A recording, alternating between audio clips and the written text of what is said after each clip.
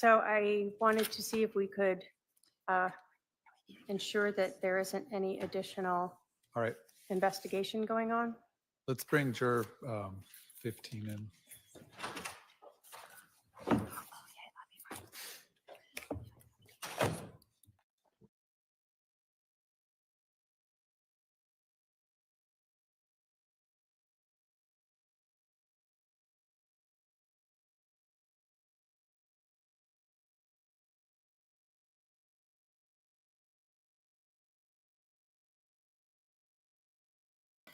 Not sure if we're going to get to hear what Juror 15 has to say.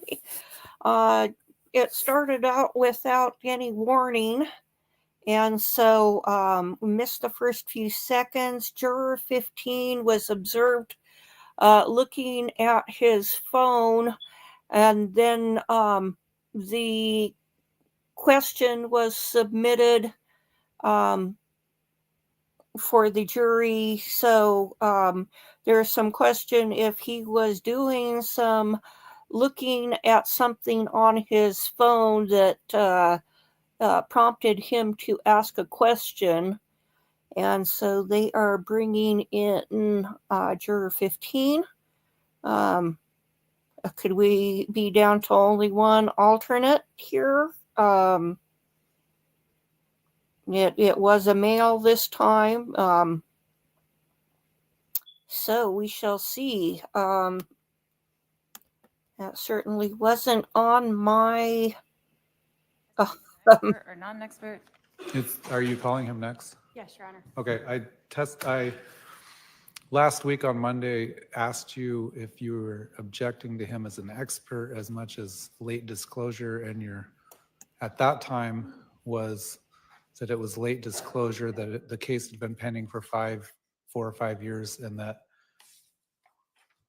you felt that his disclosure a month approximately before trial was late. I then said I would go back and look at the state's 15.1 supplemental disclosure statement about his testimony. And it appears from the avowal made in that statement that he has relevant information that could assist the jury in making a determination. Do you want to be heard on that? Yes. Go ahead. I feel like it was the state just putting him on as an expert so that he can give his opinion. I wasn't objecting to him as a detective and someone who's been there on the case, or as the scene agent, but he went from scene agent to expert so that he can give his opinion. And I don't think it is relevant that he can give his opinion at this time. We weren't allowed to have enough time to get someone to rebut his professional opinion. Based on his training and experience, he was going to make an opinion about one of the gunshots being fired, possibly from the victim laying in a prone position. As a firearms expert, and we haven't had a CV on how he's a firearms expert. There was information on his training and experience contained within that 15.1 statement. I think additionally, questions about whether or not the extent of his training, the extent of his experience would probably go more toward the weight that the jury should give it rather than the credibility. I should say, rather than the admissibility of it. You're free to cross-examine him on his training experience or lack thereof. But at this time, I was inclined to allow him to testify. I'm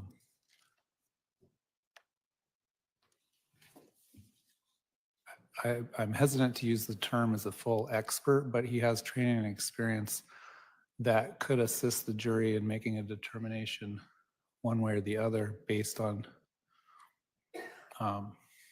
that. So, And he can't do that just as the scene expert or as the detective that was there? well, I think he could, based on his training and experience, do that. I'm hesitant to call him an expert per se in the sense of a scientific type expert with scientific type testing, which requires more foundational evidence on someone's expertise. This type of testimony, I think, is testimony that a lot of people that have experience with guns could have an opinion on.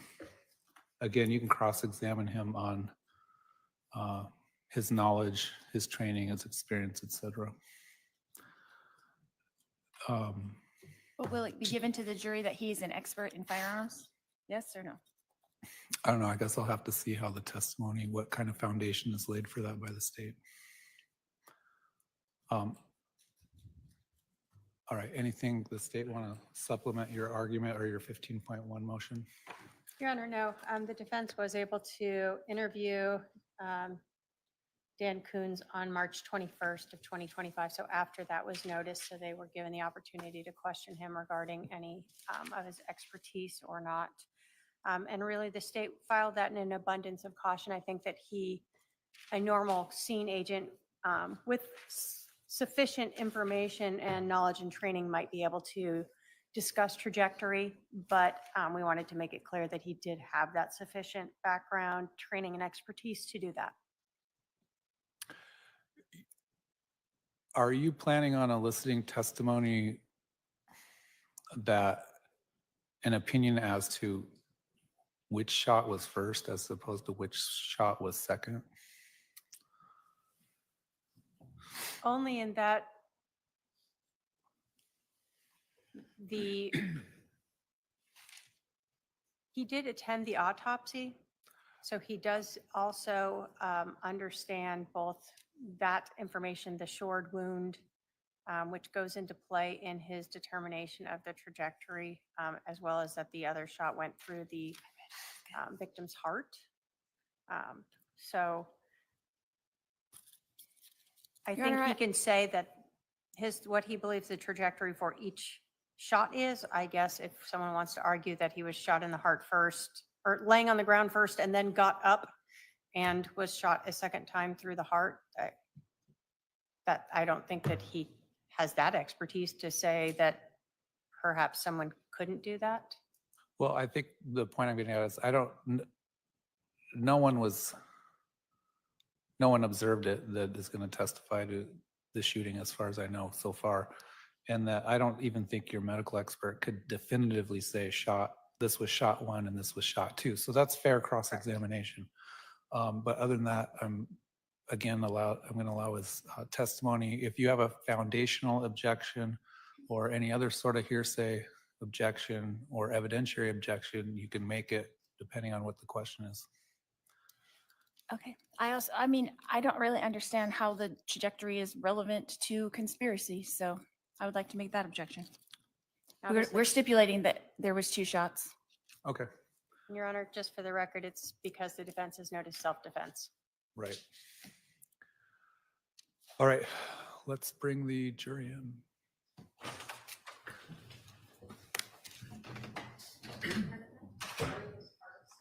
Yeah, why don't you do that? Hey, I was meant to ask Trey how to move that. Hey, will you move this podium back? Because we're not going to need it until closing argument. Move this back over there before we bring it.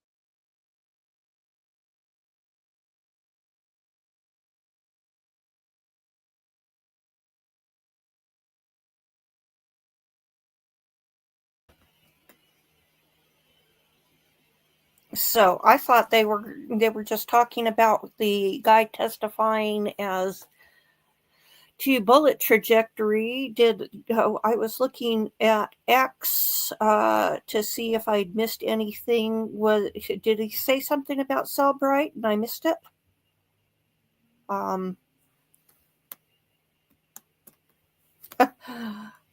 It's tough to go back and forth between be trying to investigate some things during the middle of a live. Oh, I need to get that the smoke detector in the other bedroom needs a new battery in it. I need to remember to put it in. I keep forgetting. Here we go. Ah, I get you, cat.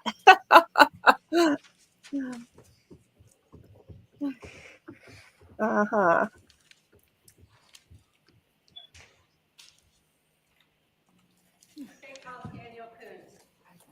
All right, sir, come on up. You're going to stand right here and be sworn in. The courtroom seems awfully dark now. Let me see, just a sec.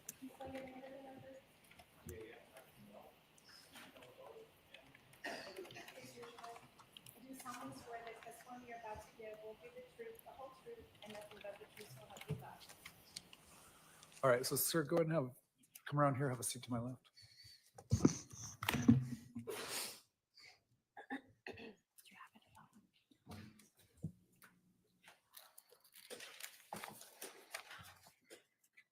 Sir, would you please introduce yourself to the jury? My name is Daniel Coons. And where do you work now? Well, I am part-time temporary employed with the City of Chandler Police Department as a civilian criminal investigator for cold cases. Where did you work before that?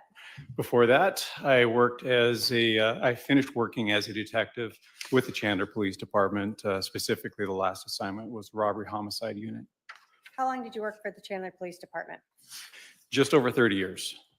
Can you walk us through your different assignments at Chandler Police Department? Sure. After my basic training at the academy, I was assigned to patrol. I did that for a little bit. And while I was in patrol, I was assigned as a crime scene officer. Now that's still a patrol officer, but it's additional duties such as collecting evidence, processing crime scenes, taking photographs, things along those lines. After I did that, I went to crime prevention for a couple years. I did that and came back to patrol, found a calling to go into detectives. I became a family crimes detective for 5 years. And from there, I became a homicide detective. During that time, I was also assigned part-time. We don't have a full-time SWAT team, so I was on that for just about 20 years. Can you talk to us a little bit about your training to become a SWAT officer and what a SWAT officer does? So there are many jobs within SWAT. There's regular officers that typically will do entry. There's some that specialize in breaching, some specialize in grenadiers, and then we also have the snipers. So I was cross-trained to do the regular basic entry officer stuff, as well as I became a sniper, and eventually I became a sniper instructor. Okay, so what kind of training did you have to go through to become a sniper and sniper instructor? So the sniper training was a basic 40-hour course. I attended that with the FBI. And as time progressed, I would attend advanced sniper trainings so that I could enhance my skill set. And eventually, after having been on as a sniper for a while, I attended a 40-hour sniper instructor course. Who is that with? That was with the American Sniper Association. As a trainer for snipers, what did that entail? It entailed having to have a good working knowledge of the actual job, the ballistics that the rifles need to perform, knowing how to train new snipers, knowing how to keep snipers that have achieved certification to keep their skill sets up, and to keep meeting the mandates of what would be expected of a police sniper. Did you ever become a shooting reconstruction expert? I did. Can you tell us what does that mean? It means that I attended a course. It was a 40-hour course where it was completely hands-on. There was classroom, a lot of hands-on with you not only see the results of different impacts and things like that, but you watch it happen, and then in some cases you actually get to make it happen. And then after that, you, as a class, you work together, putting things back together. And at the end of the 40 weeks, there is a test that you have to pass to get certification. You said 40 weeks? Or sorry, 40 hours, sorry. So what does, I guess, shooting reconstruction mean, if you had to explain that to us? It means being able to take information from a scene and being able to put it together to reconstruct as best as possible or humanly possible what happened. For instance, you have bullet strikes. In some cases, you can actually get a good angle or ballistics information so that you can backtrack it and get an approximate area where the shooter had to have been. In many cases, you can help articulate whether information given to you was factual or if the information given to you was not.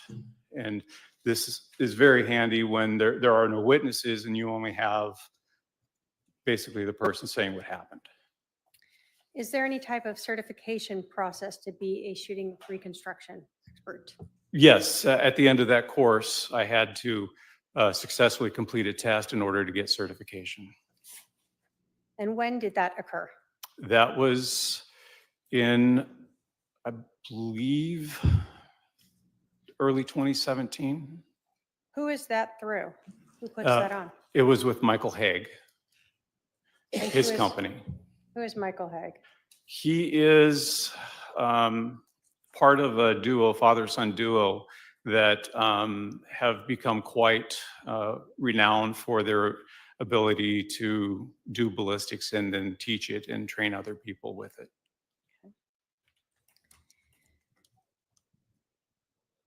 And have you utilized those skills that you learned in that shooting reconstruction course as a detective since then? Yes, many times. I assume you passed the certification test. I did. So on July 11th of 2019, were you working as a detective at that time for the homicide unit at the Chandler Police Department? Yes, I was. During the weekdays, what were your, I guess, work hours normally? My normal work hours were Monday through Thursday, about 7 to 5. When you are working as a detective, we've heard a patrol is out driving around. What are you guys doing? Well, we carry a caseload. So many times we are working on the cases that we've taken previous days or weeks ahead of time. We're trying to come to a conclusion for those particular cases. But many times we also will have our radios on, just kind of listening to what's going on. So are you at your office is at the main police station? Correct. Okay. On July 11th of 2019, did you hear some police radio traffic of a shooting at 5531 South Four Peaks Place? Yes, I did. Did you respond to the scene? After collecting some equipment and putting it in my vehicle, yes. Is that normal then for detectives with homicide to go out to the scenes? For the unit at the time, yes, it was. Can you describe for us what the scene looked like when you arrived? There were police vehicles around. There were officers that had established a perimeter. Some crime scene tape was already put in place. And they basically had frozen the scene. Do you recall about how far away this scene was from the station where you were located? 15, 20-minute drive. When you arrived there, were other detectives arriving? How does that work? There were several of us that had self-deployed, and we were in various stages of being on our way there. So other detectives did arrive. How do you decide which detective is going to do what at a scene when you all just show up there? Well, a lot of times it's just a matter of who speaks up first saying, I'm going to take case. If it's after hours, then the person that's on call will usually be the person to do it. But if it's during regular business hours, it's kind of like a little wrestling match to figure out who's going to end up taking it. What role did you get? I got assigned the scene. Okay. What does that mean to be assigned scene? So the scene work, assigned scene means that you're responsible for making sure that the scene is processed properly, accumulate whatever evidence is necessary, report back to the actual case agent your findings so that they can stay aware of how things are transitioning and being learned, and then they can start making informed decisions on what the next step is going to be. Do you do that alone or do you have help? It depends on the scene. In this particular case, I had Detective Duncan along with me. And do you have any, does Chandler Police Department have any like crime scene specialists or people that come up to help as well? Yes, when I left the crime scene officer program, they had actually started a civilian program so that they could free up the officer's responsibility. So Chandler has several crime scene techs that will respond out when called. And was someone called out to that scene? Yes. Do you sort of, as the scene agent, help, I guess, tell them what to do? Are you the person who's overseeing the whole scene? It's more of a collaborative effort. We do provide direction on things that we're specifically interested in, but I've worked with them for many years, so it's pretty easy for us to just understand some of the basics that have to be done, such as overall photographs.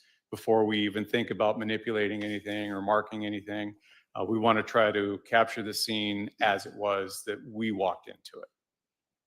As the scene agent, did you create a diagram to just reflect what the scene looked like? Yes. And is that to scale? It's not to scale. It's close, but it's not to scale.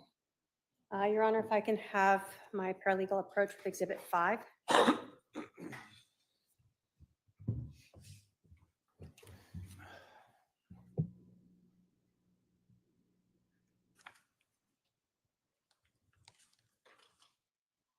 And I think there's a second page in there. It is behind, but it's not exposed to the back. Yes. And is that the sketch and then the second page measurements of that diagram that you made? Yes.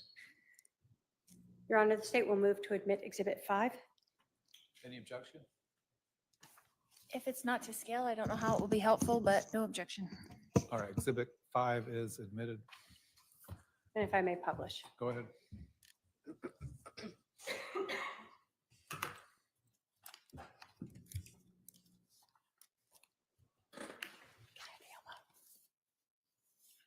we go. Hold on.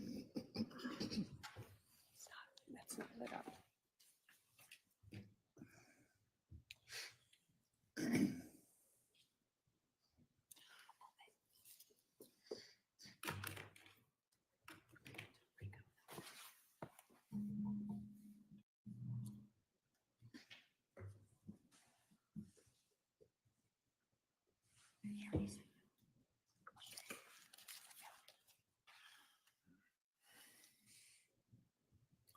Oh, we might use the one behind you. Right. All right, can I have the detective? Oh, never mind. There you go. Okay, so this is Exhibit 5, the first page. Is this sort of an overview of the entire residence as well as the items of evidence that you collected? That is correct. So we understand where we see these little yellow placards. What do those indicate on your diagram? On this diagram, they indicate the items of evidence for that particular room. And do they each have a number associated with them? Yes. And is the second page of your diagram a reflection of what each of those numbers refers to? Yes, it is. We see in this A, B, and distances. What is that? So the reference points, for this particular purpose, we did a triangulation method. So we take measurements from 2 known points in that room, and then we measure out to the item of interest. And then that was how we get a point A and a point B measurement. All right, so at the first page here, that's the actual diagram. What is the reference points that you are using to make these distance measurements?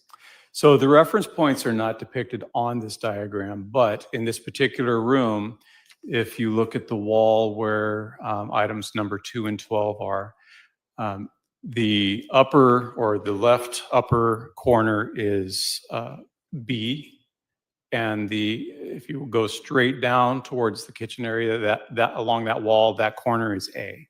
Okay, so when we see a reference measurement from A of 21 feet to the bat, we're talking 21 feet this way to be where the bat was? No, you're talking 21 feet from that corner, straight line to the bat.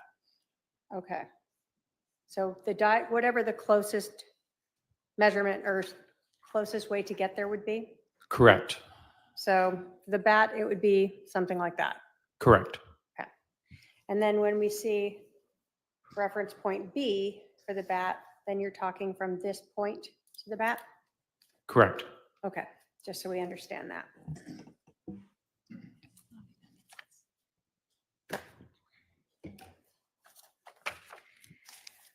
When Chandler Police Department goes to a scene like this, do they utilize any type of photography system to help better document a scene so that you can see things more clearly sometimes than with photographs alone? Yes, depending on the scene, we would use a system called the Lizard Q. What is Lizard Q? It's, in essence, a 360-degree photographic system that you set up on a tripod inside or wherever your location is, inside, outside. And you start the process, and the internal computer for this system specifically takes a set number of pictures where it's overexposed all the way to underexposed, and the images in between. And it does this at various locations along the path to create enough overlapping images. And then those images are stitched together and actually create a 360-degree sphere of the scene.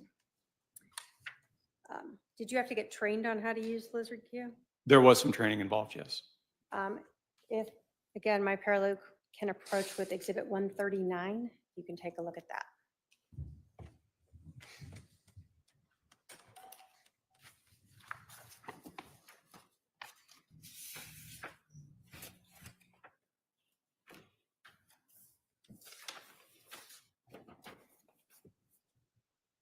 Okay. You recognize a thumb drive that is in Exhibit 139.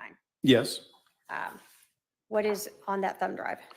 On this thumb drive will be the Lizard Q spheres. And is there a reader on there so that you can actually view it? Correct. There's a piece of paper in there as well. What is that? The piece of paper is a set of instructions on how to use the Lizard Q viewer so that you can view the spheres.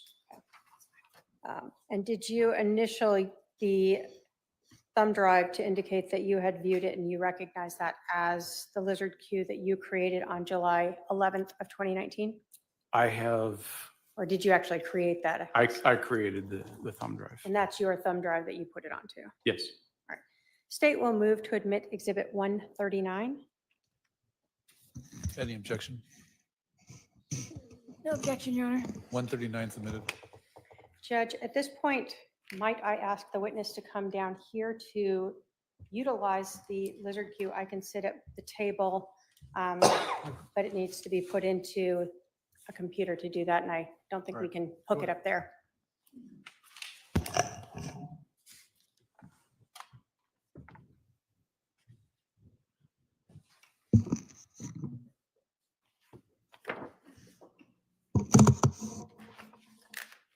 So if you can insert that on the laptop in there.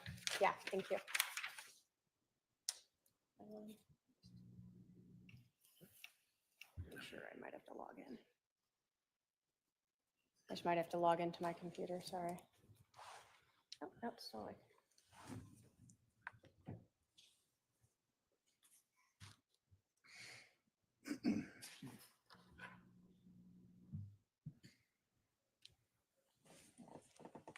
I'll let you from there. All right. Can you talk us through, so you've opened the thumb drive to where that's at. How do you get to viewing this program? So first, you'll have to double click on. Hold on, the, one sec, I'm sorry, we're waiting for it to. Yes, the USB is in that laptop up there on the podium. There, yeah. So first you need to double click on the lizardqviewer.exe so it can open it up.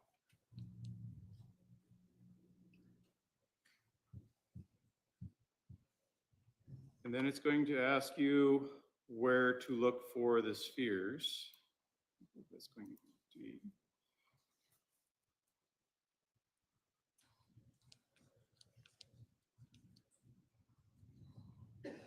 And then you just double click on the sphere you choose to open up, and it will open it up for you. Can you make that larger so we can? Waiting for it to respond. Got it.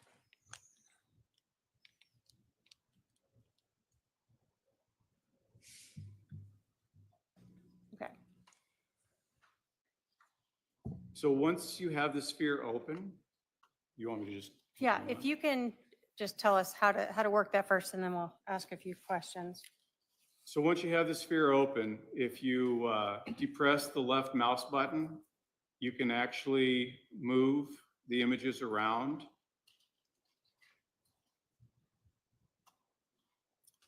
Without depressing the mouse button, you can zoom in and you can zoom out with the scrolling wheel.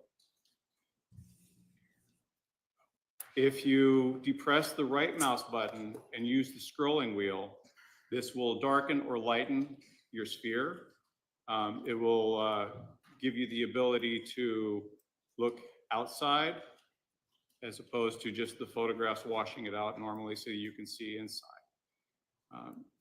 With this particular program, you can open up multiple windows, but you'll really only be able to view one at a time, but you can go back and forth between them.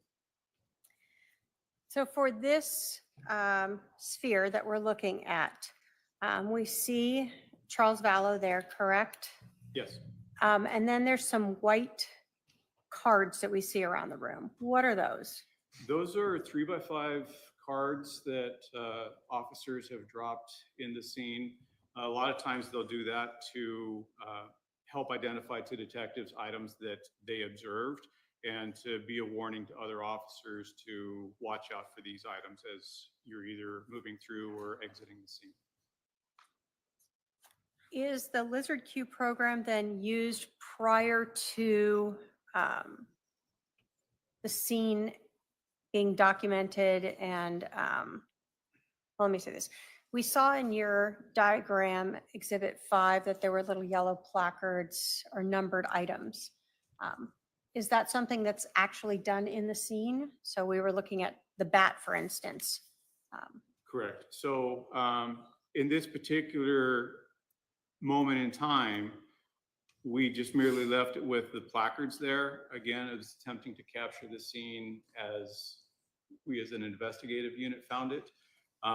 There can be times that we'll do this first and eventually go through putting evidence placards down and then maybe do another sphere showing all the evidence placards.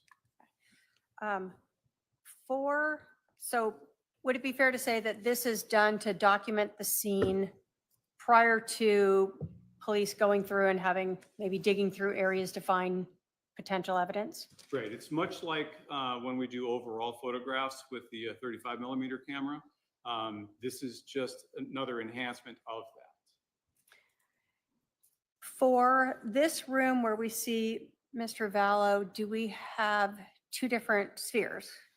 Yes, in this particular room, I did a lower sphere and then I raised it on the tripod that you can see in it to another height. And then I did a sphere there. So we have a program that we can combine those and make it a measurement sphere. So we could do measurements linear, but not to and from the camera because of its limitations. So what is provided here is without measurements. That is correct.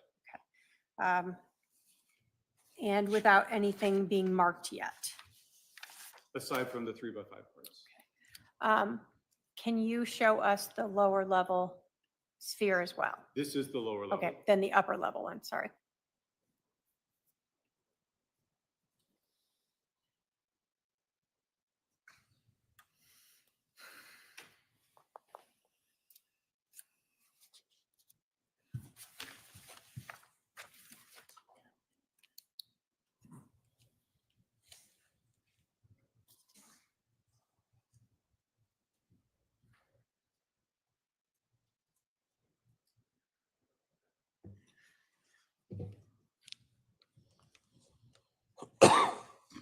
As you can see, your point of view has changed a little bit, but the room has remained the same. Okay.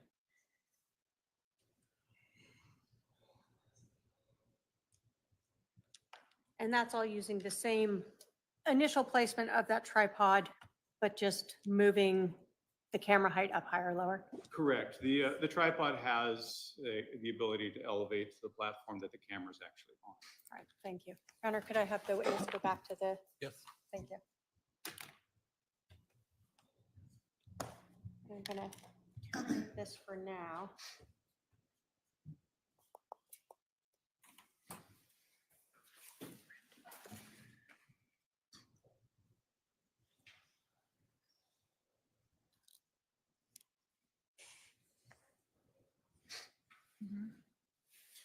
So although that documents what the scene looked like that we saw prior to the marking of evidence, as a scene agent, do you still utilize photographs? 100%, yes. Why? It's just an added fail-safe. The lizard queue can, if you do the lizard queue, then you're restricted to just the view from where that camera is at. When we do overall photography, we actually move around and get it from different perspectives. This is just another tool in the ability to show what the scene looked like. Did you also photograph rooms where the lizard queue was not used? Yes. When you photograph a scene, what is the process for that? I'm not sure I understand. Sure. When you enter a scene as a scene agent and you are looking at one like this, do you just go into the room where this person is and just photograph that area and that's it? No, we would photograph the entire place to document it. The lizard queue, because of the volume that it takes and not necessarily information that would require the setup of a sphere, then we will just stick with the crime scene photos for those particular rooms. Okay. So I can have my paralegal approach with exhibits 6 through 138.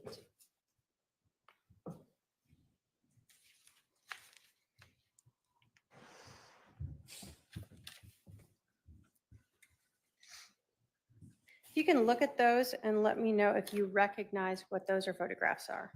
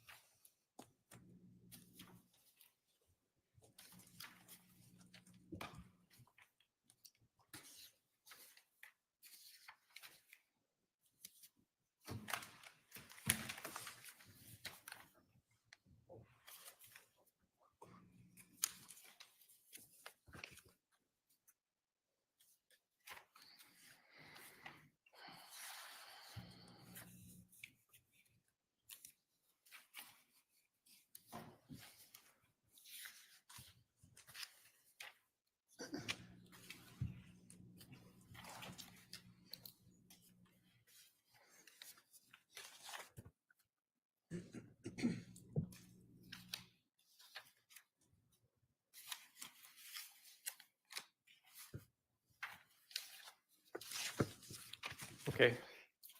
Do you recognize all those photos? Yes, I do. Do they accurately depict 5531 South Four Peaks Place, both before and during and after processing it? Yes, through various stages of the investigation. Your Honor, if I can have those shown to the defendant. Yeah.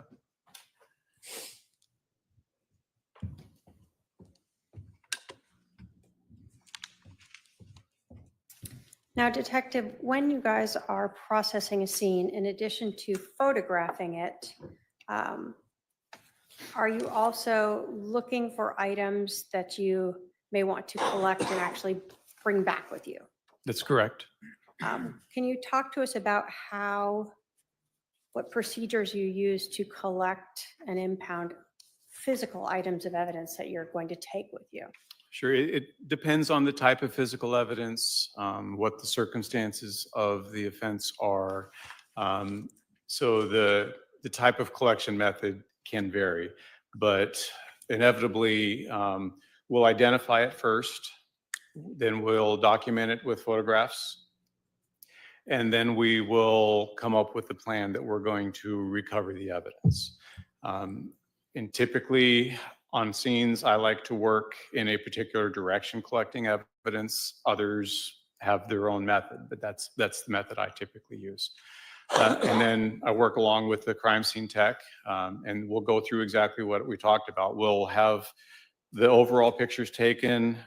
We identify things that we believe are going to be relevant. And then we'll, for identification purposes, we'll usually affix some form of evidence tag, a marker, things along those lines. Not all items are actually taken. Some are actually just documented because it's impractical to remove certain things, such as a slab of concrete or something like that. So depending on the situation. So after it's documented, first with photograph, placard, photographed again, and then we will collect it.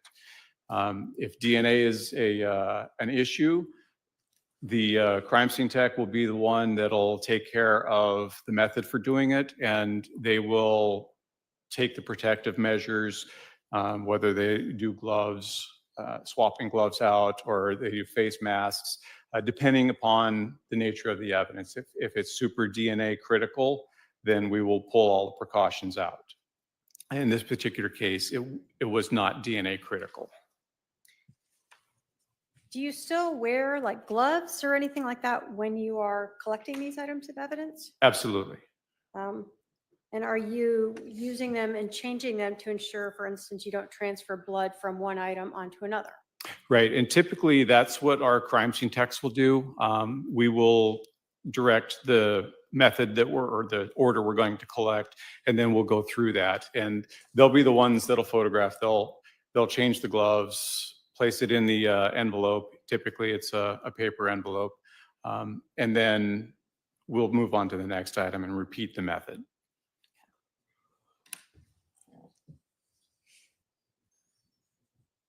So in this case, I'll put 5 back up if I can have the Alamo. Thank you.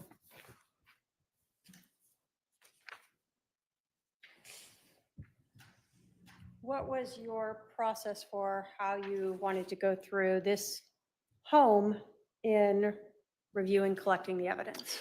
So for this particular method, I chose to work from the north towards the south, collecting as we went. Item 1 being the hat, which is at the north end of the room. And then it was kind of a toss-up between 2 and 3, so I just decided to go ahead and go for 2, and then we would work our way down from there. Okay. And so we see in this diagram, north is up this direction. It's to the left of the image, yes. And so in the photographs that you're taking of these individual items, do you see those placards or something that shows a 1? Yes.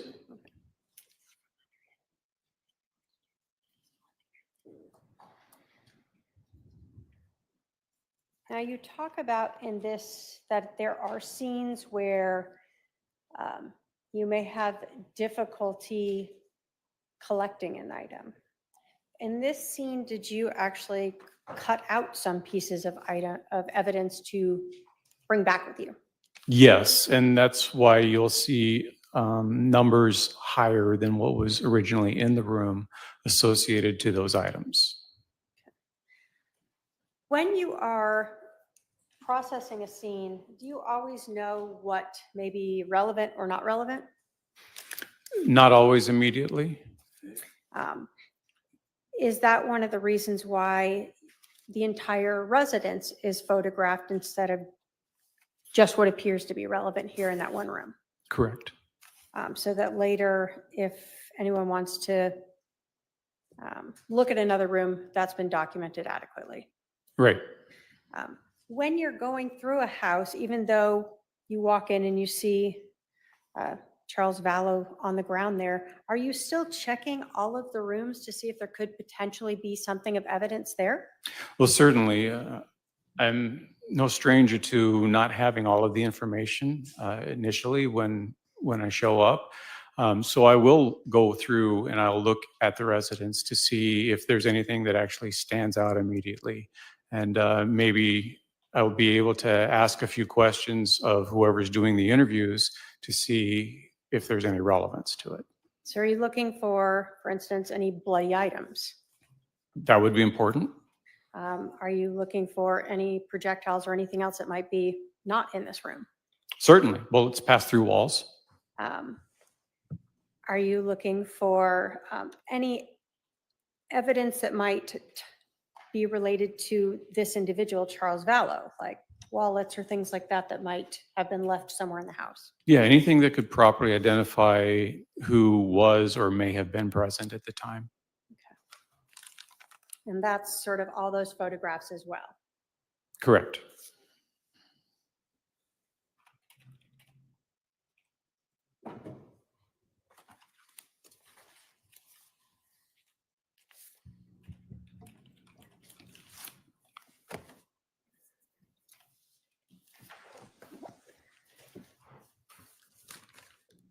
When you photograph a scene, do you start at the outside of the home?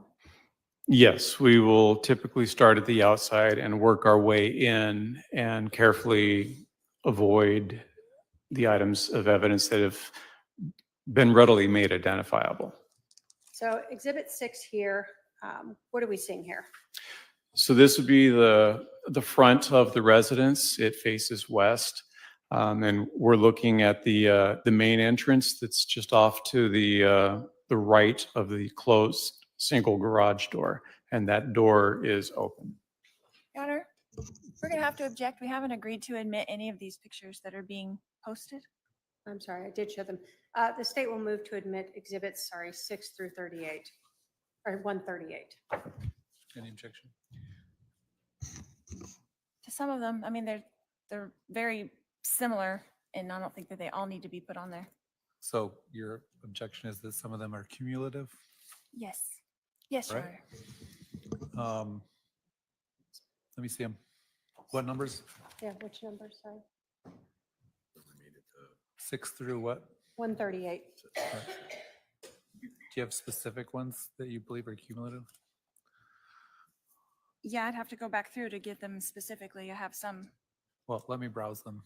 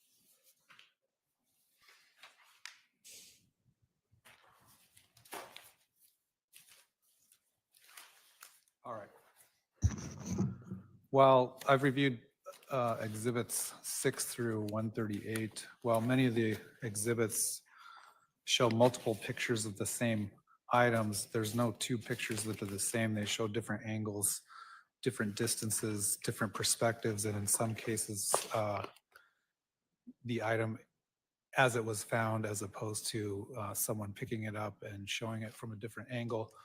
So they're somewhat cumulative, but the court will admit those exhibits. They may help assist the jury in visualizing the scene and determining where things were at the scene.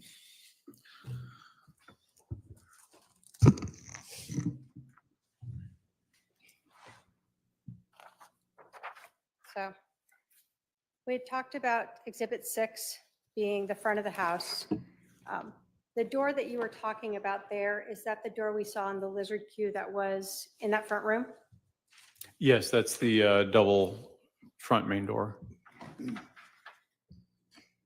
Exhibit 7 and 8, was that to document a vehicle that was there? Yes, again, to try to do overalls of the scene to show how it was when we got there. At that time, did you know whose vehicle that was? I did not have the opportunity, nor did I run the license plate of it, but it was documented, and I believe later on it was learned. Okay, thank you. But not something you were responsible for? Correct. When we get to Exhibit 9 and then 10, is this sort of coming up to, and I'm going to pull this back a little. Yes, that's approaching closer to the door. 11, which way are we looking as we enter the door here on 11? So you would be looking to the northeast, northeast. And you had talked about in a diagram a hat. Is that sort of what we see here? Correct. Is Exhibit 12 sort of looking the opposite way from that sort of vantage point, Correct. or south? South, southeast, yeah. And does Exhibit 13 show us what the front entryway looks like? Correct. So this image would have been taken from the northeast corner of the main room there. We can see in this then the hat with the placard of 1. Correct. So when we are looking at your diagram, Exhibit 5, and we see the 1, that's what that's referring to. Correct. Exhibit 14, can you tell us our perspective of what we're looking at here? So you're standing in roughly the northwest corner of the room, just down from the entryway, and you're looking south. So we start to see some of those white cards there. Is this before you have added in the yellow placards? Correct. This would have been part of the overall photographic effort. So when we're looking at this house, I'm going to put up Exhibit 15. Can you describe for us this wall here? Sort of, can you go all the way around that? So that wall with the mirror itself is blocking where the kitchen is. There's an entrance to the kitchen to the right of that wall. And again, you could get to the kitchen through the left opening as well, but I think there's also like a family room by that area. Okay. But it's open. One could walk through either of these ways and come around back out the opposite door? Yes. Okay. So Exhibit 16, we see Charles as he lay when fire has left him at this point. Correct. So the items we see on him, we've heard of them cutting his shirt and things like that. This is you documenting how he was when you started to come into the scene, Correct. after fire's already treated him and determined he was deceased. Yes. Over here, we start to see an area. What is right over there? So just past that most southern index card is a hallway that extends to a bathroom and I believe at least 2 bedrooms. Looking sort of to the north, what is this hallway here? So now we're just looking north, past the entryway. You can see the hat in the right part of the image there. And that would lead up to the master bedroom garage.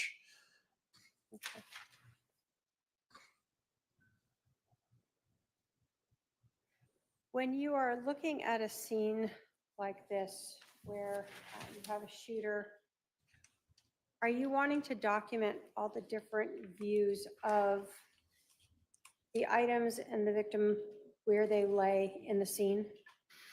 Yes, it's important to establish where things were at when we found them. Now, are you able to tell us, for instance, if a casing rolled or a bullet rolled as fire is there or initial officers coming through? yourself? Having not been present to see it, I would not be able to tell you if any item happened to have been manipulated.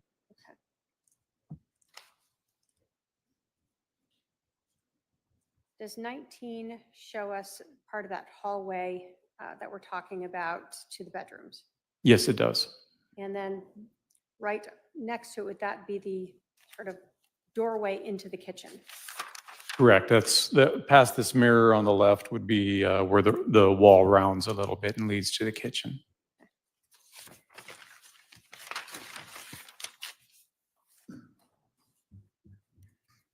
So exhibit 21 here, we see this hat. Why in 22 that you marked as number one? Why do you collect something like that? The indications to me, initial assessment was that there was some kind of a struggle that took place. And it was unknown at the time who the hat belonged to. So it was decided that this could be important. Are you given more than one chance to go through a house and try to collect evidence, or is it sort of a one-time shot? Usually it's a one-time shot. So if you aren't sure if something is relevant, do you collect it? Yes, So that later, if you determine it is, you have it? correct. And if you determine it's not, then no harm, no foul? Well, I don't know about no foul, but yeah. So in this case, did you know whose hat that was? I did not.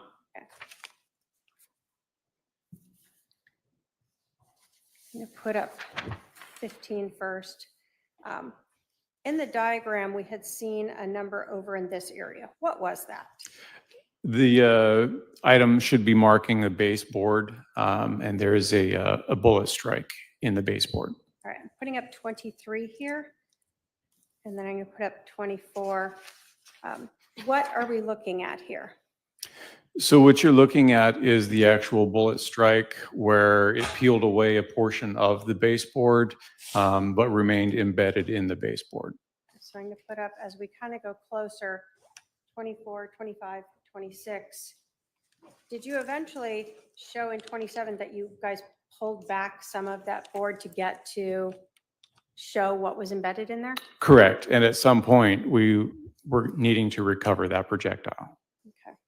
And so in 28, does this reflect, now you've kind of photographed what it looked like when you first saw it, and then as you peeled it back and the actual bullet or projectile that was removed from there? Correct. All right.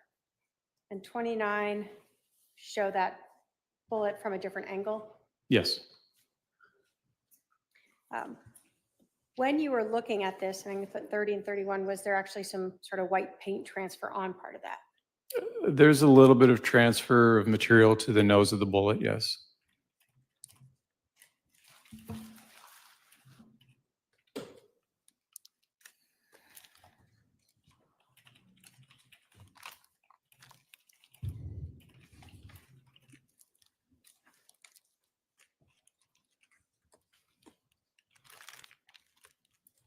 I can have my paralegal approach with 243 and 245, or sorry, 243 and 235.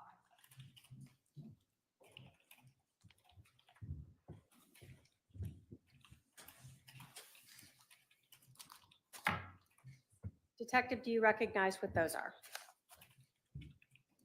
Yes, I do. What are those? This would be the section of baseboard that we removed from the wall. as well as the projectile that we had removed from the baseboard. Okay, I'm going to put up 34 here. Does that show sort of after you pulled out that section of that baseboard? Yes, after it was cut out. And then it's the projectile that you recovered in there? From that location, the other exhibit? The other exhibit is the projectile that was recovered from there, yes. State will move to admit 243 and 235. Any objection?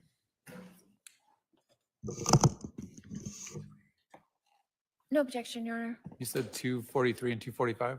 35. Oh. 243 and 235. It's ordered admitting 243 and 235. If I can have my paralegal go retrieve that. So I'm going to put up, to give us again a different perspective, 17 here.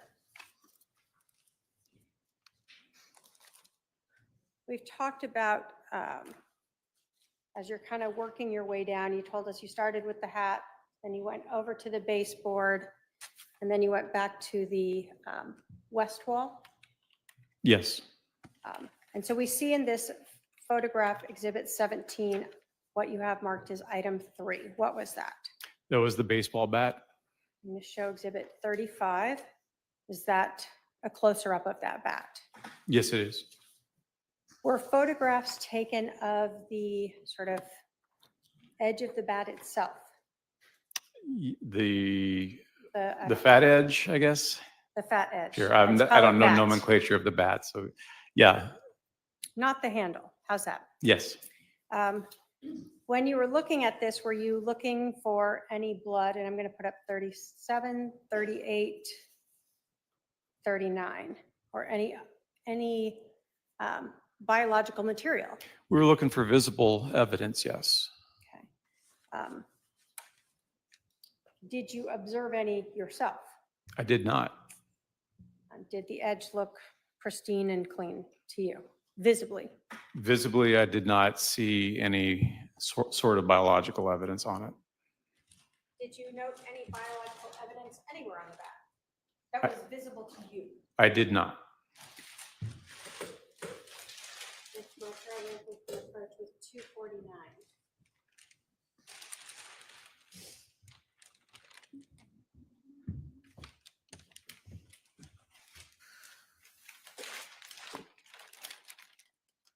Do you recognize what 249 is? Yes, I do. And is that the bat that we have seen in these photos marked as item number 2? We see here in Exhibit 35. Yes. State will move to admit 249, Your Honor. Any objection? 248 and 249 are admitted.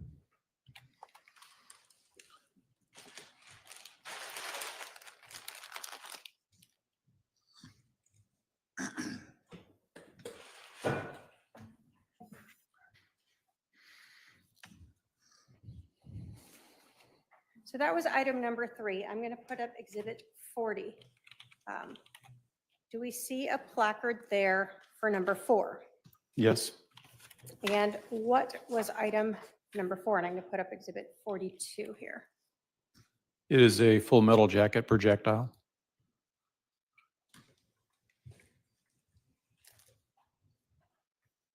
And in 43, does that show a different angle of that projectile? Yes. So this projectile was recovered to the east, maybe northeast of Charles Vallow. Yes. And was there any visible damage to this projectile? There was some deformation to the projectile. If I can have my paralegal approach with 239.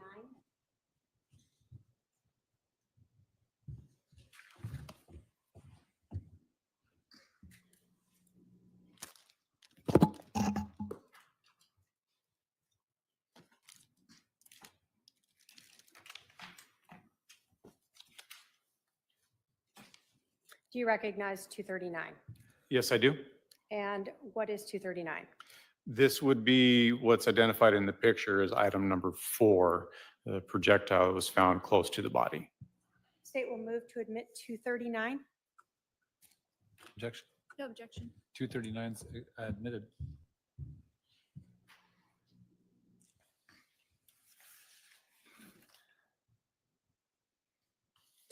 When you are photographing the scene, are you, again, we know this is after fire has been there.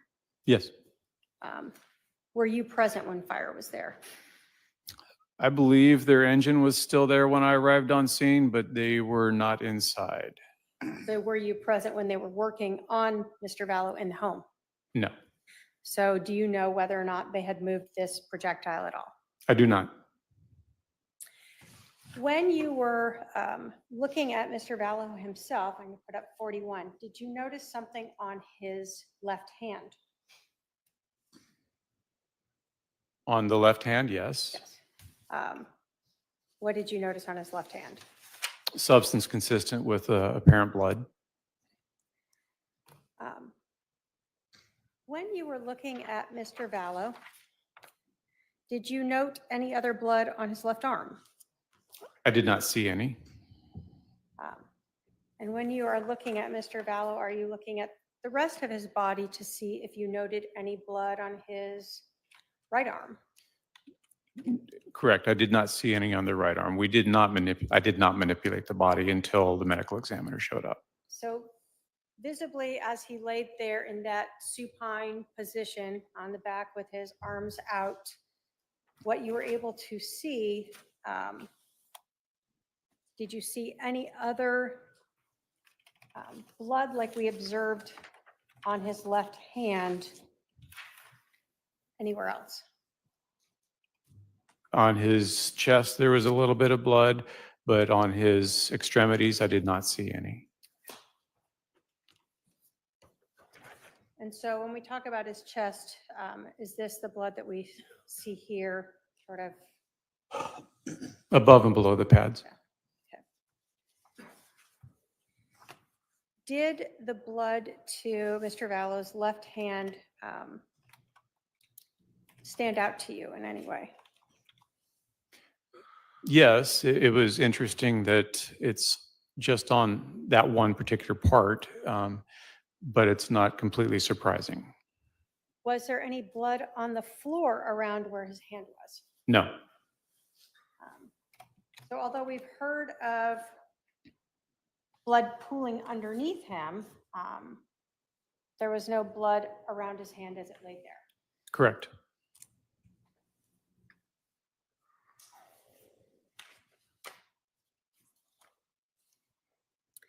So going back again to Exhibit 17, we've now talked about 1, 2, 3, and 4, correct? Do we see a Yes. placard number 5 there? Yes, What was placard number 5? And I'm going to put up Exhibit 45 now. it was a shell casing. And I'm going to put up 46 to be closer of it. And 47. Were you able to determine what caliber that was? Yes, it belonged to a .45 automatic pistol. Now, as a police officer, do you have a semi-automatic pistol yourself? At least one. Okay. And I guess as a reserve officer, do you still have some? I'm not a reserve officer. I'm just retired. But yes, I still possess firearms. All right. So in terms of a semi-automatic handgun and seeing this type of casing, can you tell us when you fire a gun, where does this come from? What is that? So in this particular image, we are looking at what's commonly called a head stamp. That's going to be the opposite end of where the actual projectile would be inserted into the casing. The circular ring that you see in the head stamp there is actually what's called the primer, and that's what the firing pin hits to initiate the primer charge, which ignites the powder and then sends the projectile through the barrel. So if I put up 48 here, we have a projectile that goes through the barrel. What is this item here? This casing. So this is what's left of the cartridge. So it's the casing. This is what holds the powder charge, it holds the primer, and it holds the projectile all in one unit until it's initiated with the firing pin striking the primer. After the charge starts the projectile down the barrel, then the most semi-automatic weapons will actually, the slide will start moving back to the rear, and there's a piece of the slide called an extractor that goes around that back rim of the projectile there, around the head stamp, and it pulls it backwards out of the chamber. And then it completes the cycle going all the way to the rear where it hits what's called an ejector, and that kicks the casing out of the gun and readies it to go forward, stripping a new cartridge off the magazine, if there is one, and loading that into the chamber ready for the next shot. So when you fire the gun, projectile goes out the barrel and this casing gets kicked out. Correct. So I'm going to go back again to Exhibit 17 where we see 5. And I'm going to put up Exhibit 49. To the south of 5 here, did you find another casing? Yes. Is that what we see in Exhibit 49 and 50 as placard 6? Yes, it is. So were those located in the generally in the same location? Fairly close to each other. When a casing is ejected from a gun, do they just plop down and stay right where they landed? No, there are many different types of firearms out there, so the casings can eject in different directions. Some will, or most will eject out to the right. Some will go farther back towards the right, some will go forward, some will go center, some actually kick higher up in the middle. It really depends on the manufacturer, the process, how the person's holding the firearm. So there are a lot of things about it, but there's usually sufficient energy designed in it so that it kicks the casing out so it doesn't interfere with the feeding of the next cartridge. In your experience firing guns, can casings bounce or roll or move after they are ejected? Yes. Item that we see is number 6 and number 50 there. What caliber casing was that? It's a little blurry. Do you recall if it was the same 45 caliber as the other one? They were both 45 caliber. I can have approach with 238 and 240.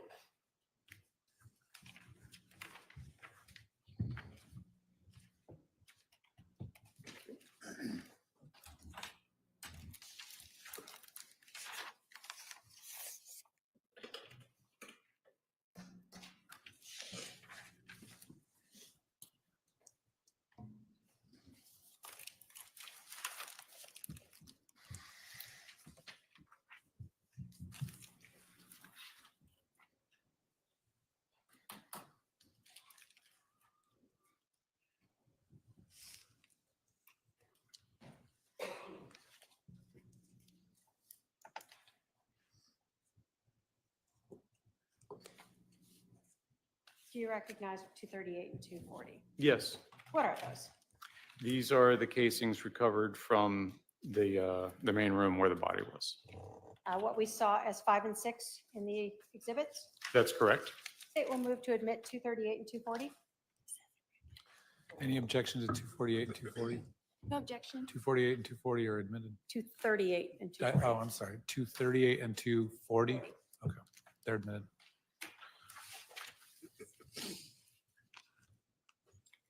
Now, do the police move the body when you're processing the scene? Do you go around and move Mr. Vallow around? No, Do you have to wait for someone from the medical examiner's office to come do that? that is correct. Sort of the body is their responsibility? Yes, Are you present while they're doing that? absolutely. And are you looking for any other evidence that may be on, around, underneath Mr. Vallow. Correct. In this case, did the medical examiner's office come and remove Mr. Vallow's remains? Yes, they did. Once his remains were removed, did you document by photographing, we see here in 53, the blood that was left behind?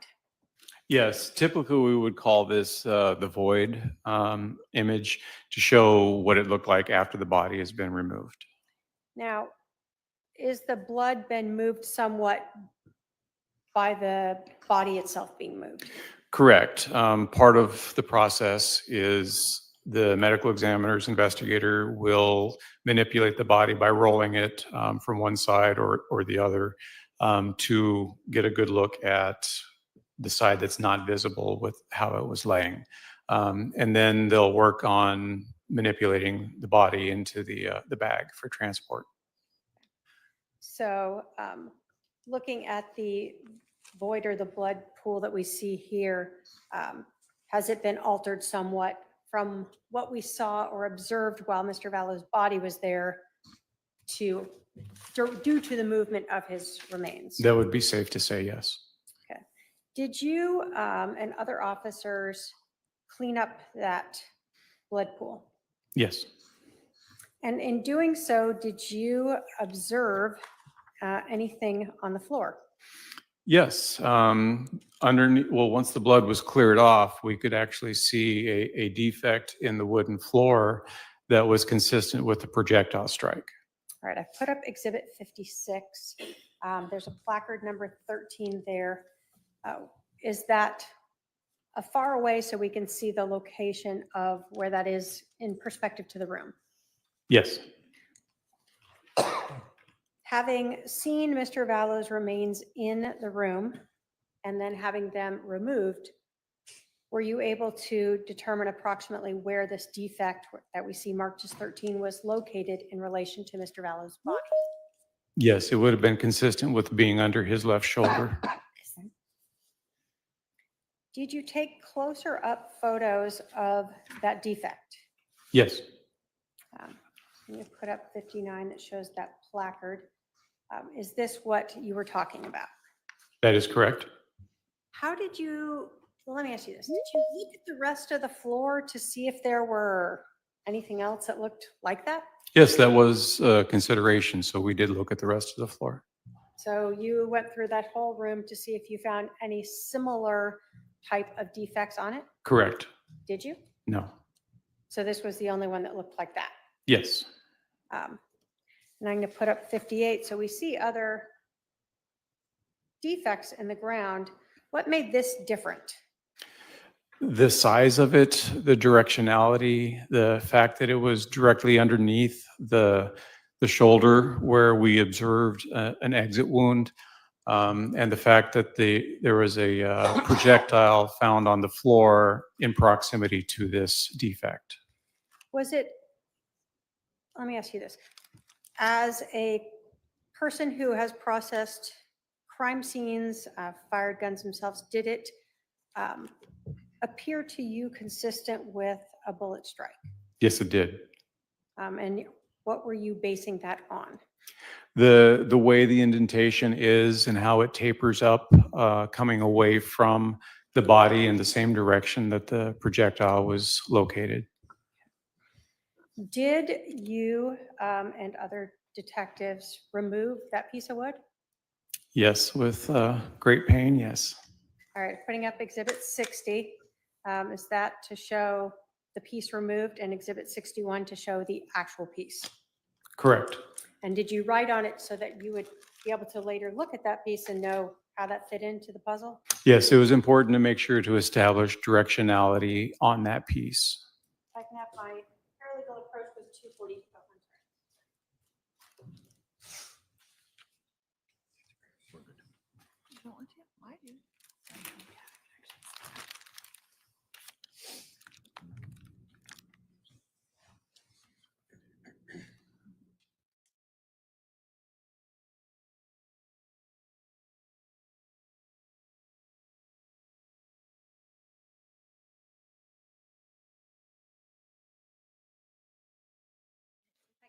paralegal approach with 244.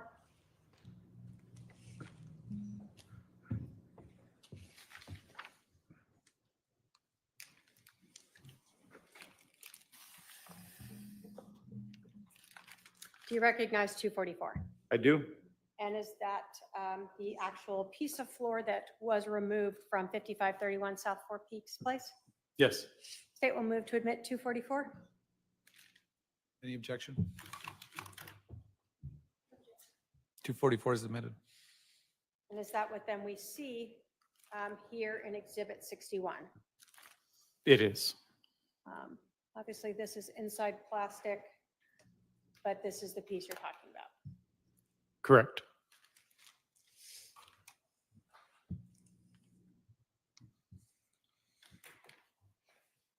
I want to talk to you a little bit about the rest of the house, and then eventually I'm going to come back to this. You told us that. Would now be a good time to take our Sure. afternoon Yes. recess? Since we're close to 3, why don't we take our afternoon recess, stretch break, et cetera? Please remember the admonition. We'll resume in about 15 minutes. All rise for the jury.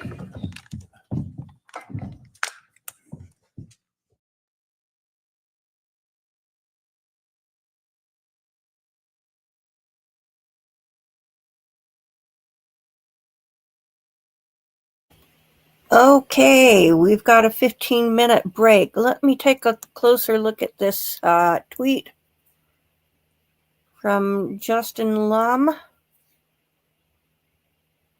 I didn't catch the no blood on bat.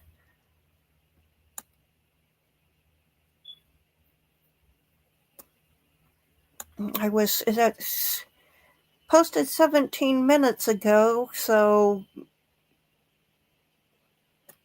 let me check and see if the video is lagging at all. Doesn't seem to be.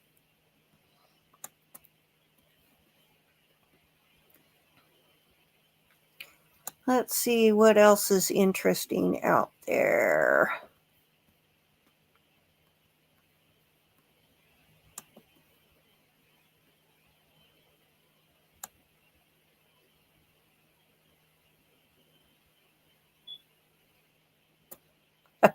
People all over X are commenting about Lori not realizing she has a hot mic, like when she said what, and apparently she dropped an S-bomb more than once, which kind of went over my head. I'm going to have to listen more closely next time she's doing cross-examination.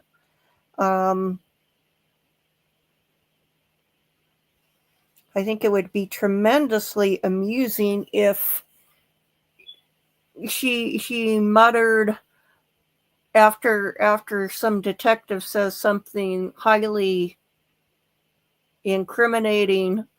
She said, "How did they find out about that?" But let's see.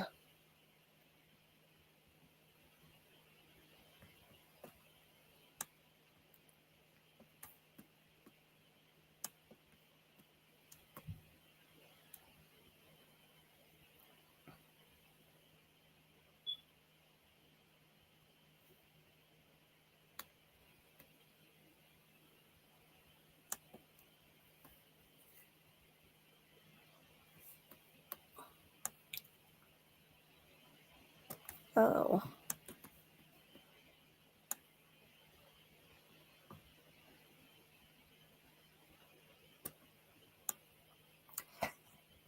So anyway, we need to be extra mindful of what Lori mutters when she's on mic.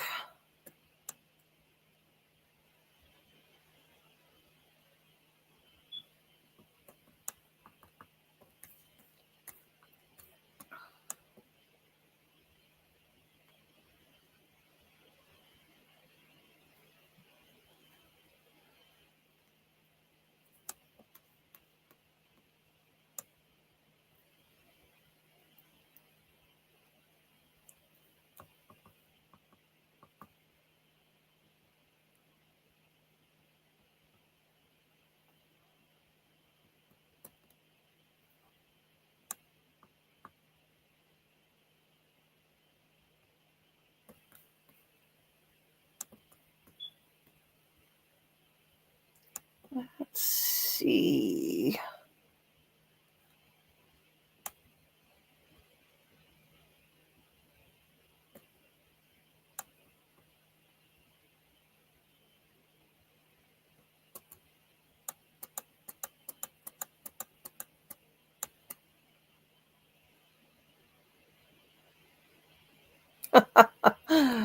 Okay. We've had lots of federal judges issuing ridiculous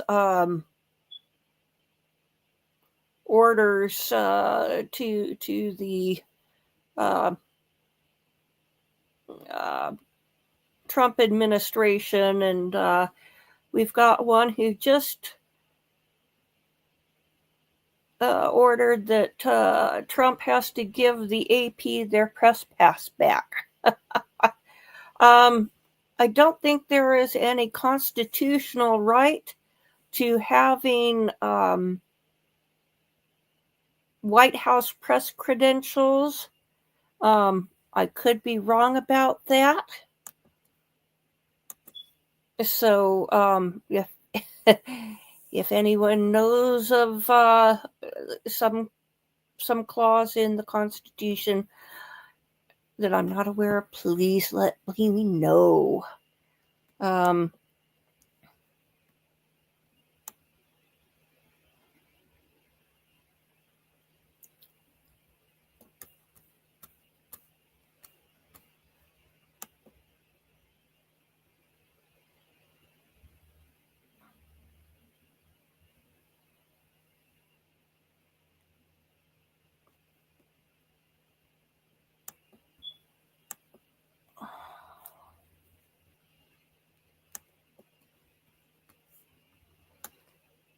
Let's see. In other news, Prince Harry had yet another hearing for yet another appeal to get his security reinstated by the British government. Now, you'd think that doesn't matter much, but it would mean the U.S. government would have to pay for his security here. So if you want to see multi-millions going yearly so that they can feel important, yeah, excuse me, I'd rather see tax dollars getting spent on something beneficial.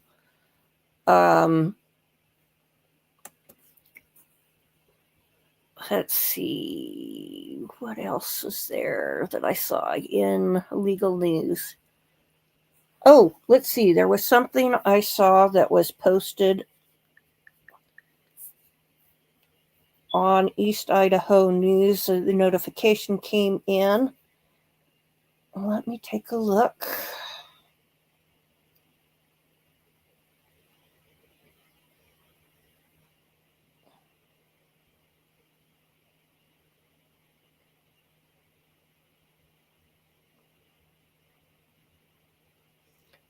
This is a local case.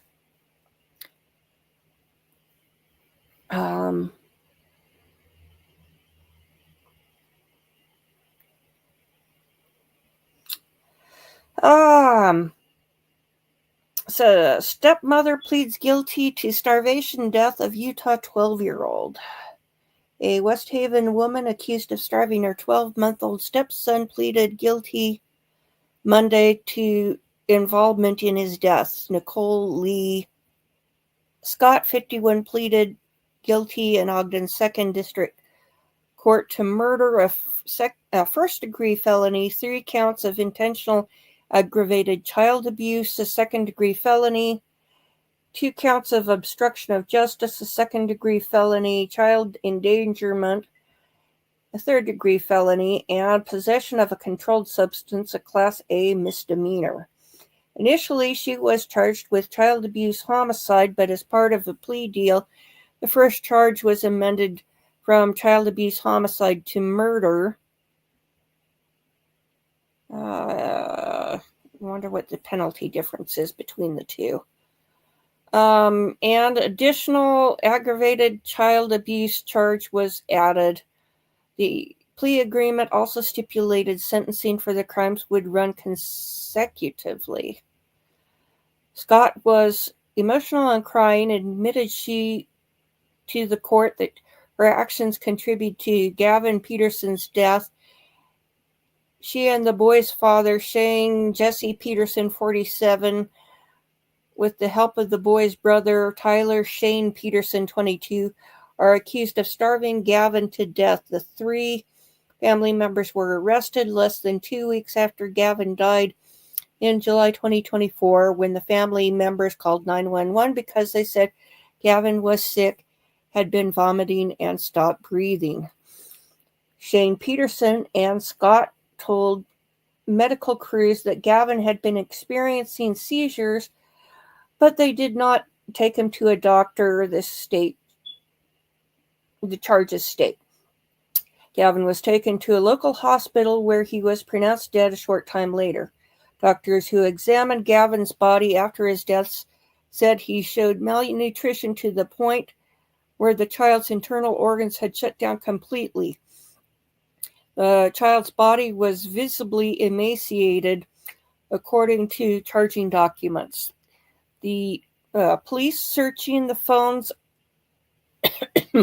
of Shane Peterson, Scott, and Tyler Peterson found conversations between the three discussing abuse, including beatings, the charges allege.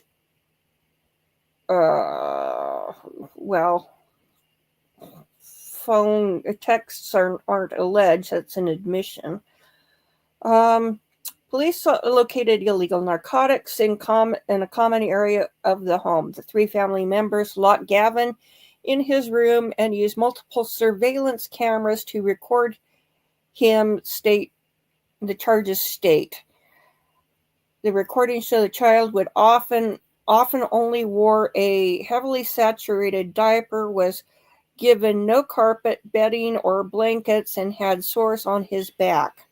While reviewing Scott's phone, police discovered several screenshots from the surveillance system had been recently deleted and were in the trash folder. Oh, if you want to get rid of it, you need to reformat it.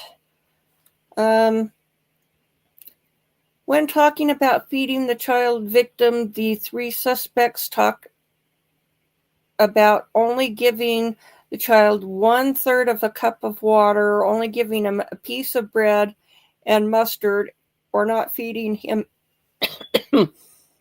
food at all.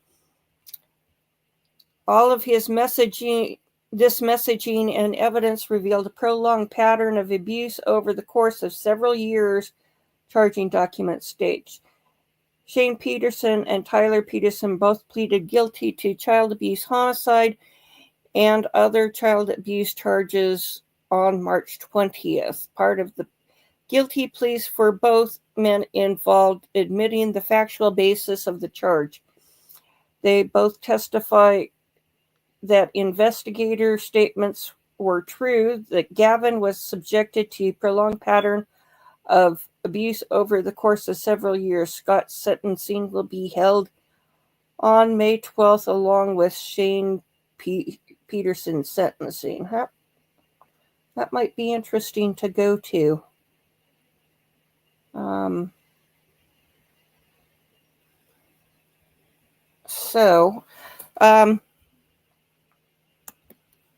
That kind of goes to a family story where it was back in the 1980s. My cousins were foster parents, and they had a 9-year-old boy come into their custody who I think he was like one of 5 or 6 siblings, and there was a lot of neglect and so forth going on, but one sibling was the center of, the mother's target. And he was very emaciated, like this poor young boy. And, he was locked in a closet all the time. Now, the rest of the children were really skinny, too. but just not as bad as the one that was in the closet. And my cousins ended up adopting that 9-year-old boy, and he's has a good life now, and has children of his own, and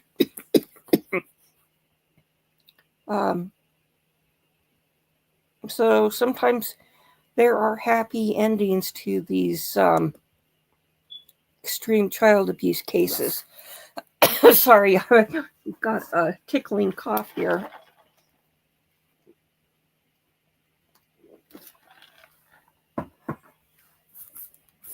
Let me check and see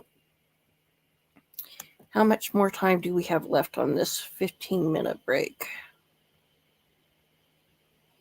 Okay, we're at 15 minutes and 40 seconds. So any moment they should be going again. Let's just see if they're started on time on Twitter.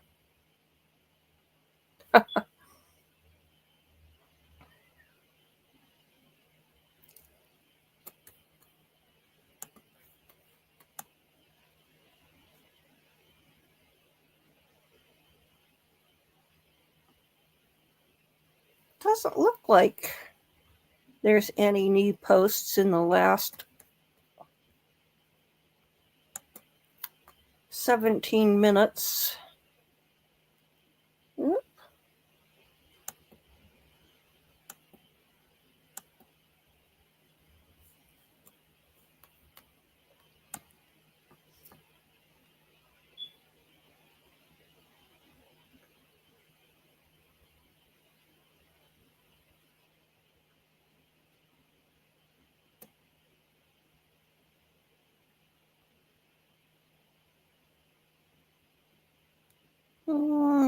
Somebody's got a post that I don't quite understand.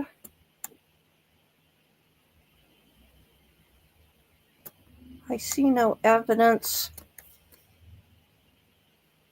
that they've started up, so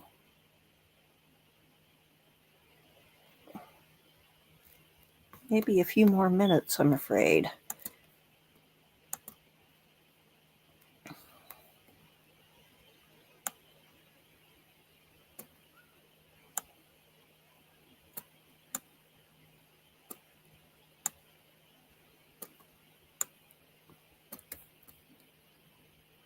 Let's see. Let me check the local news to see what might be happening in the world of crime, or do they not have a crime section?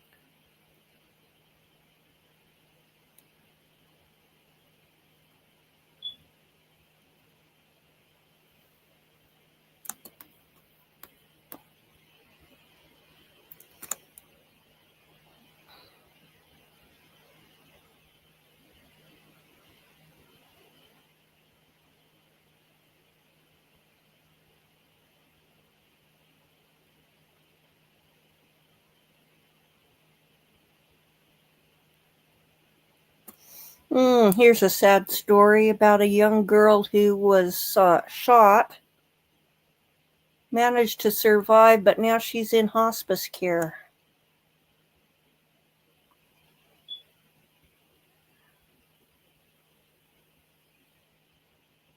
Oh, we've got another malnourished boy.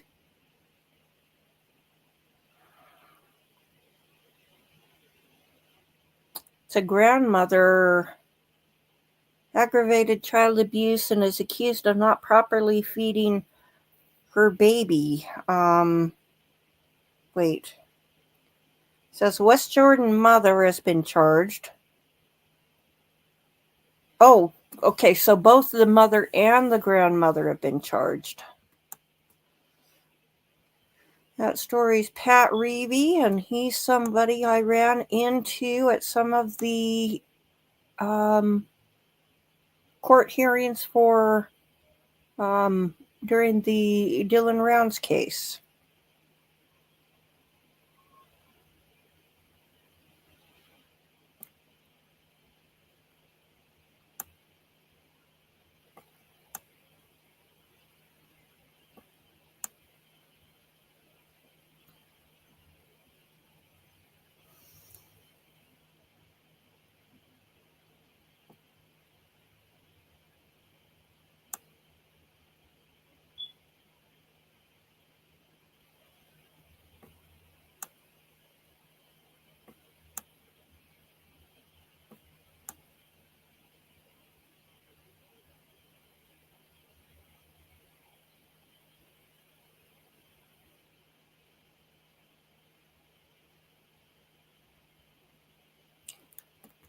Okay, this is completely off topic here, but came down. It says the 2028 Summer Olympics in Oklahoma, the Olympics events being moved outside California. Los Angeles announced Oklahoma City will host some of the 2028 Olympic events, including canoe slalom.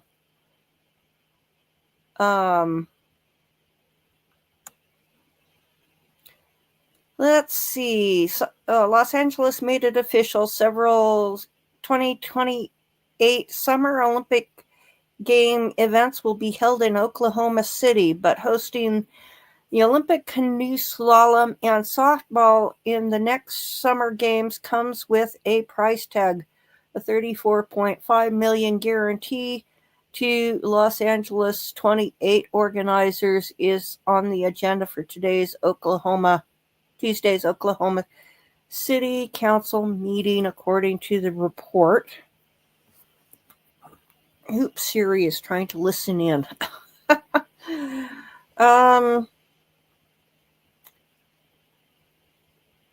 So I'm guessing that this is because of damage caused by the wildfires, because that's very bizarre to have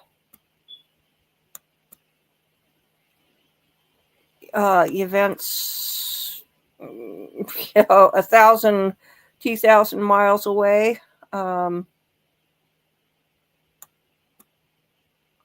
Let's see if it.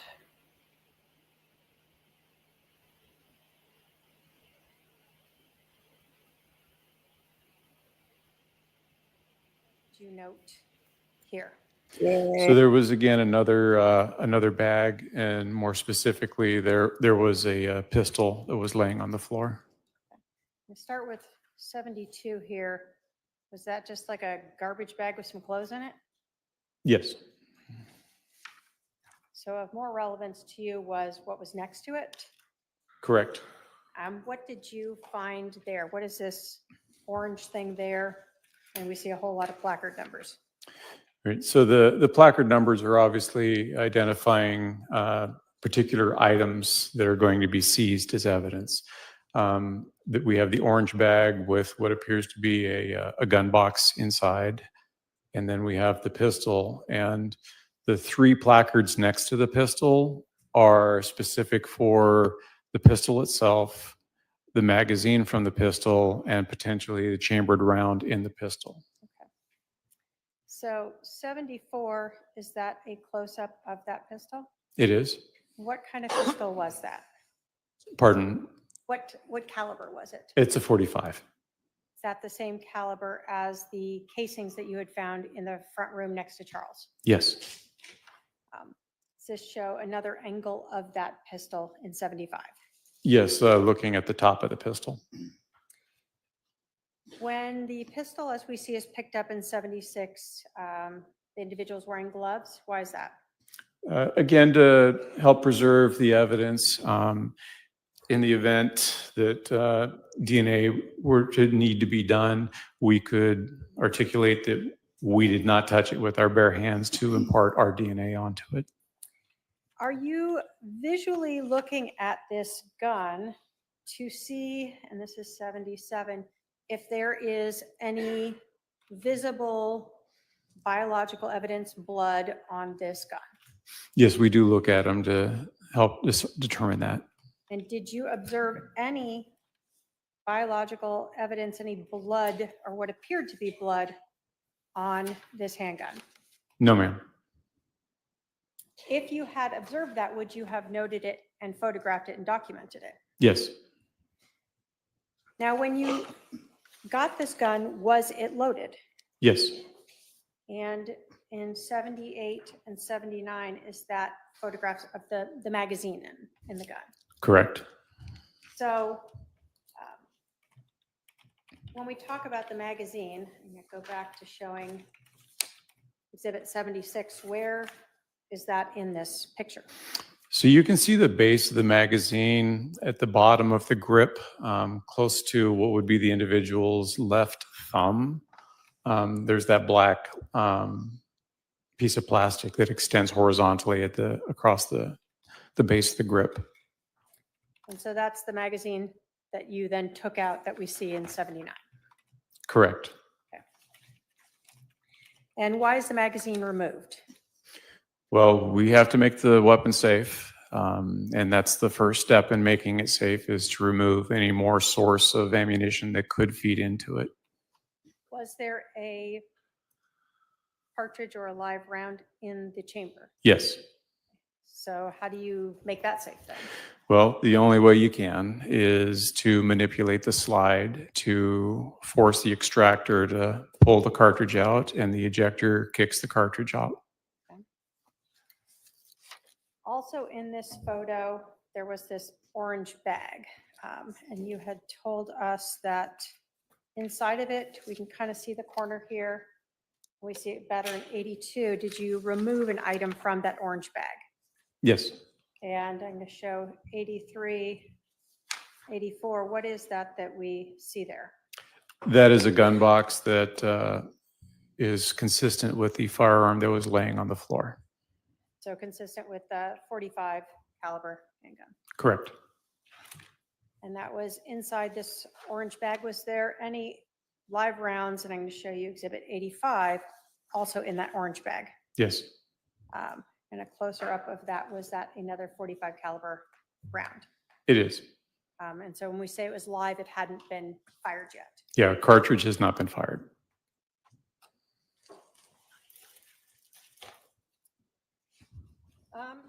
We start then by having my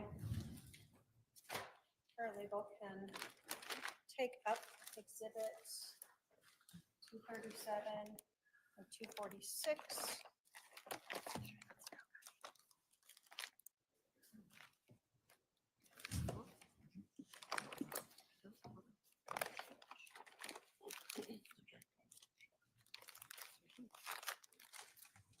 You can approach them at 237 and 246.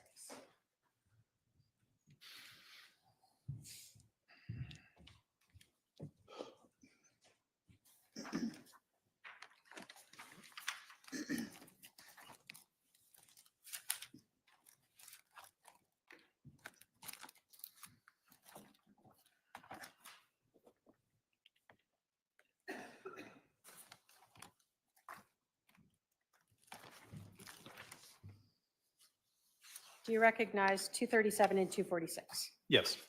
And is that the gun and the magazine that we see here in Exhibit 76? It is. The gun that was found in that pink room? Correct. State will move to admit 237 and 246. Any objection? Is Mr. Coons saying that he didn't take those, but he recognizes them from being in evidence? Is that correct? I think he testified he recognizes them to be the same items from the scene. No objection. 237 and 246. 237 and 246 are admitted.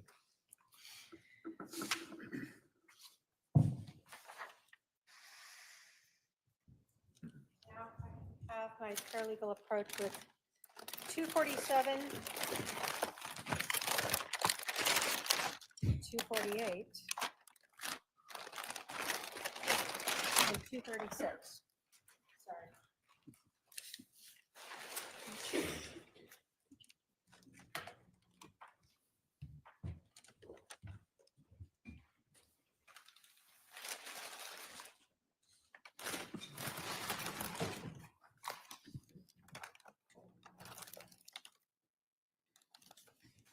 That's what I'm saying.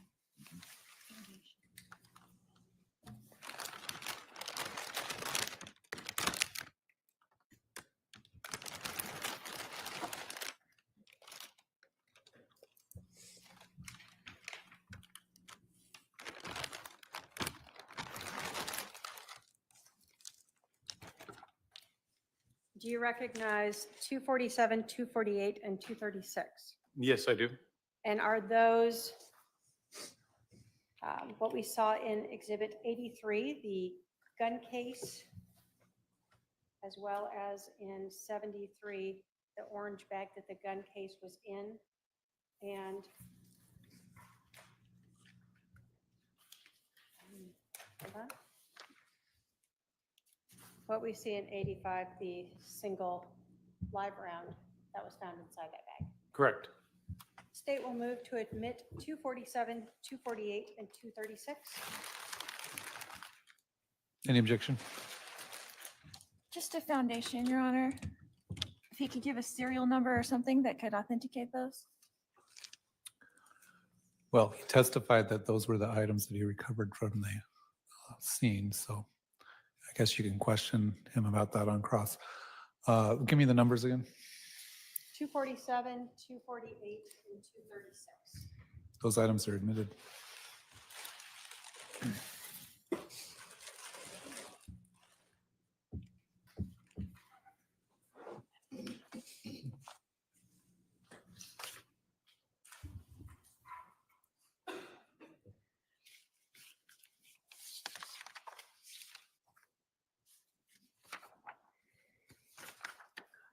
I'm going to show you, as you continued sort of in this hallway, Exhibit 88.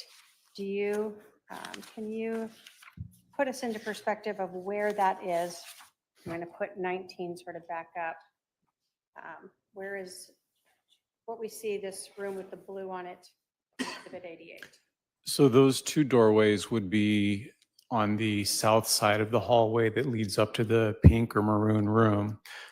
Specifically, the blue one would be the most southwestern bedroom of the home, and then the other doorways to the hall bathroom. Okay.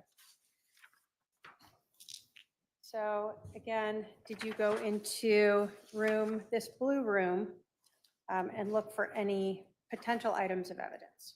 Yes.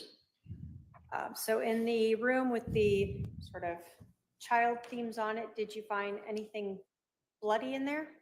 No, ma'am. Any ammunition in there? No. In the pink room, we saw the gun. Did you see any, did you look in the floor of that room to see if there was any blood drops in the pink room? Yes. So I'm going to go back 1 second to 87. So on this floor and the bed and around here, did you notice any blood in that room? No. No blood swiped across a wall? No. No blood on that orange case? The orange bag? Correct. No. No blood on the black case for the gun? No. Or the extra magazines that were in there, any blood on those? No. None seen. Okay. So then in the blue room, did you do the same sort of thing? Look to see if there was any bloody clothing, any blood swipes, any blood drops, that sort of thing in there? Correct. No items of bloody anything was discovered in there. Okay. And nothing on the floor either? Correct. When we go to 92, you said that was the hall bathroom next to it? Yes. Do we see that in 93 and 94 here?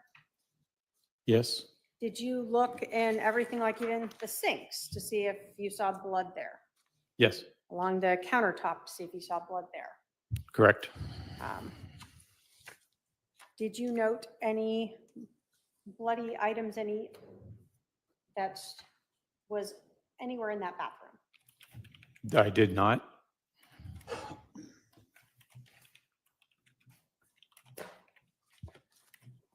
When you were walking down that hallway to those rooms, did you look on the floor there to see if there were any blood drops or blood trails or swipes of blood on the wall? Yes.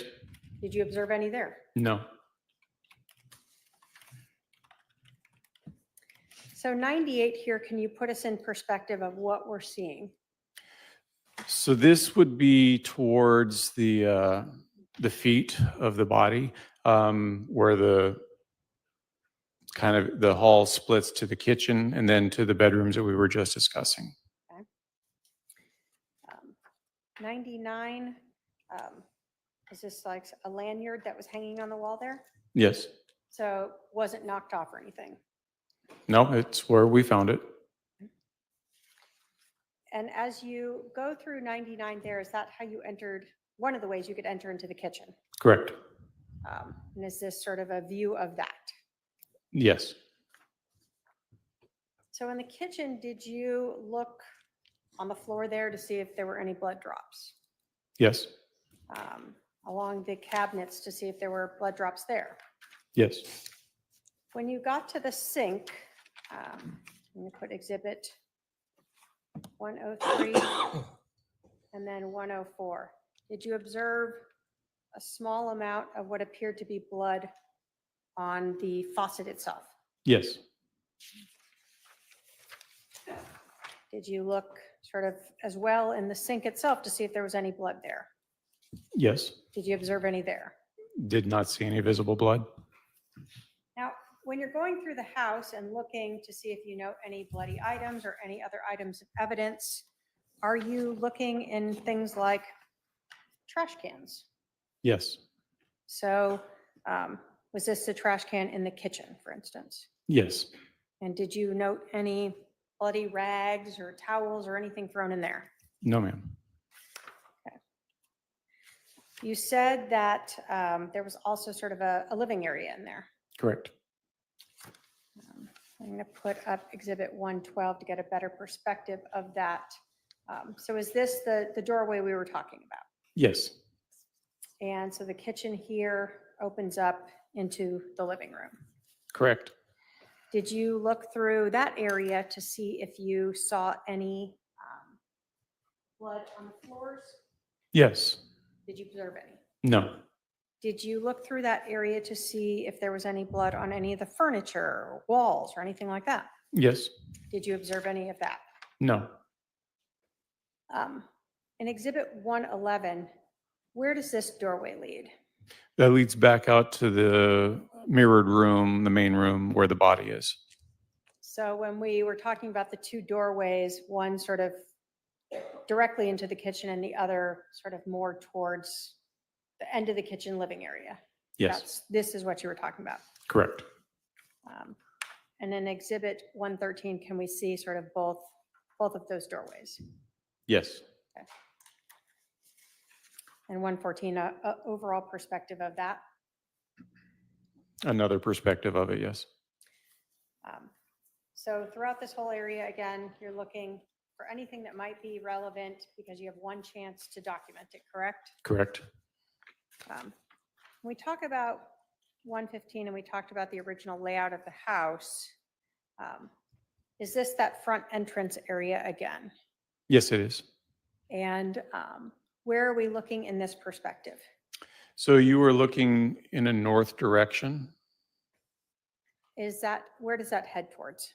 It heads towards the garage, the master bedroom, and I believe a room that could double as an office. So when we go along this wall here that we see in 115, 116, 117, is this the sort of what we would call office or playroom? Yes. Okay. Did you look through there, see anything bloody in there? We looked and found nothing. Was there like a powder room in this area? Yes, And did you search that as well? it was. And again, you're looking in sinks and in trash cans? Correct. And did you observe in 121, 122, the trash can and toilet and sink, any bloody items there? No, Was there a laundry room in this area? there was. And I'm putting up 123 and 124. Did you look through the laundry area to see if you saw any bloody items in here? It was looked through, yes. So although there's some clothing and some folded towels, none of those had blood evidence on them. Nothing that stood out with blood evidence, no. And then again, even looking in the trash cans that we see in 126 and 127, Correct.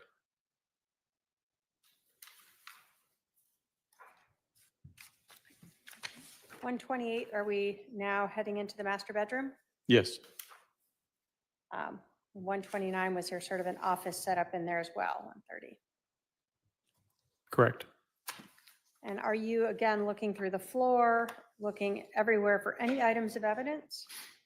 Correct. Anything to indicate that what happened in the other room transferred into this. Okay. Or any cleanup from after it? Correct. As you went through this, did you do the same sort of thing, looking through the floor and walls, 132, 133, for any blood evidence? Correct. Did you observe any in the bedroom? No. Do you go into the master bathroom and check there as well? Yes. The 134, 135. Did you observe any evidence, blood evidence in the master bathroom? It did not. And again, checking even the toilet itself as well as the trash can Yes. that we see in 137 and 138. So other than the one drop or whatever smear of blood on the kitchen faucet, did you see any other blood evidence at the scene? No. Let me put that in a different way, other than what was around Charles's remains. Correct. No trails, no swipes, nothing that other than the sink faucet in the kitchen and the area where the body was. So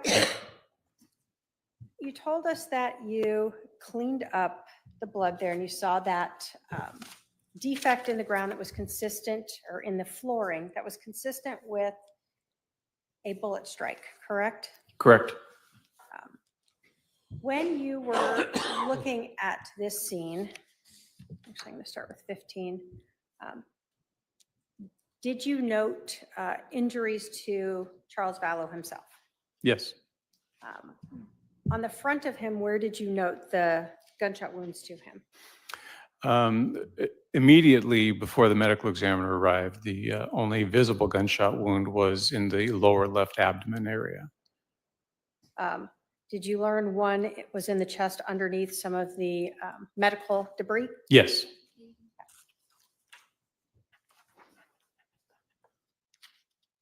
When you are looking at this scene, are you able to utilize part of your shooting reconstruction training to try to determine any type of trajectory, or if anything is consistent with trajectory based upon the scene itself, items that you are able to view there? I do try to apply my knowledge of that to the scenes as I go to them and go through them, and with whatever evidence or information comes directly back to me. Are you relying on, for instance, the location of Mr. Vallow? That's part of it. Are you relying on the location of the casings? That's another part of it. Not a major part, but it is another part. Are you relying on the location of the projectiles? Yes. When the medical examiner came, were you also able to see exit wounds on Mr. Vallow? Yes, in conjunction with also the chest wound. Okay. So when the medical examiner came, you saw a second injury to the front side of him. Correct. And where was that approximately? In the sternum. So for us, somewhere in, About the center, maybe roughly the center of the chest. okay. So, and the other one you said was in the abdomen. Yes. When the medical examiner was there, where did you observe other gunshot wounds on his back? I observed another one that would have been just to the left of the spine, and then another one that would have been by the left shoulder blade scapula area. Now, given the number of casings, did you start with an idea that there might be 2 shots? Yes, Given the number of wounds on Mr. Vallow, did that appear consistent with that theory? very much so. So 2 entrances, 2 exits? Yes. When you saw the projectile that you recovered, that we see in Exhibit 20 on the side over here, that entered into that baseboard, given the injuries to Mr. Vallow and the projectiles and the location of this, were you able to determine any consistencies of where the shooter may have been when that occurred? Approximate location, yes. And how did you do that? Based on the wounds to Mr. Vallow, the location of where the projectile had ended up, and where the casings were, the working theory at that point was that the firearm ejected the casings to the right, striking the wall where that has the curve there, and bounced back towards the west wall. The projectile would have continued on a relatively straight path and embedded itself in the baseboard at the other end of the room. So would that have put the shooter somewhere in this area? Yes.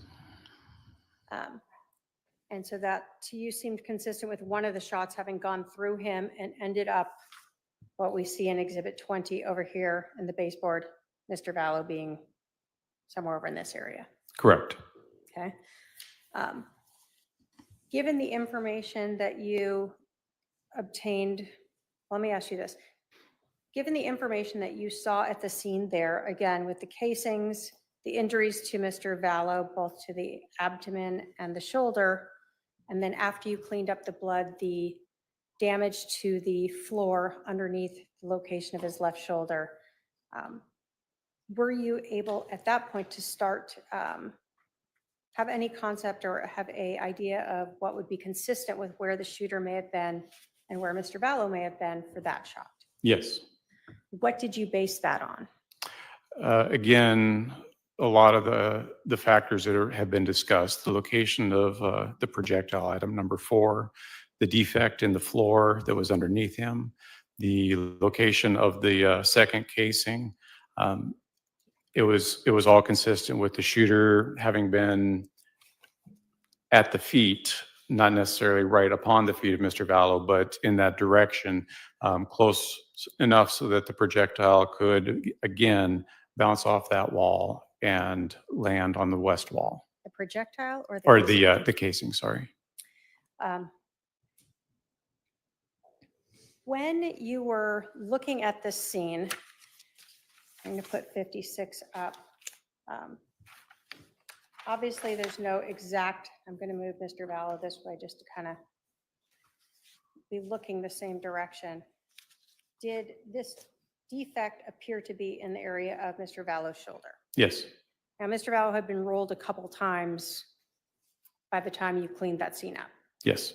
So you didn't like stick a rod through him there and see if that worked? No, that would be inappropriate. Are you even allowed to do that? No. Does a medical examiner frown on that? Yes, the body is theirs by law. So you're basically able to look at where he was located and say that that is consistent with being underneath his left shoulder. Yes, and we did take measurements of the body before it was moved. All right. So when you measured where the body was and then you cleaned up that blood and measured where that projectile divot was that consistent with where his left shoulder was? Yes. Given that information that you had at that time, were you able to draw any conclusions as to whether or not the evidence was consistent with Charles Vallow being laying on the ground when he was shot? Very much so in the position that you see him. He was, the second shot that entered the abdomen would have been where he was lying. Did you attend the autopsy itself? I did. And when you were at can you tell us what it means when you attend an autopsy as a detective? So as a detective, we go to the medical examiner on the date that they're going to do the autopsy. There is the autopsy suite itself where the doctors and technicians work with the bodies. Observers will be outside of that suite, but able to communicate with the staff. There's a window where we can see everything that's going on. And like I said, we can communicate either by a phone that's on the wall or they'll come around and talk with us. We have the ability to observe everything that transpires. There's even a camera overhead that we can manipulate to get a different view, say the feet are toward the way. I was gonna say inches, Yes, not feet, but inches. correct. And would that be a normal trajectory from hitting the wall to where they landed? I am not surprised by seeing that, yes. According to how fast they would be going. How fast does a casing come out of a gun? I don't really know. I've never chronographed a casing coming out of a gun. I've only chronographed bullets. So I have no idea how fast a casing comes out. It doesn't come out with enough force to really hurt anybody. So there weren't any divots in the wall or anything like that because, There could be microscopic divots, but it'd be very difficult to find. and you didn't find any that were visible to the eye. Nothing that's caught my eye, no.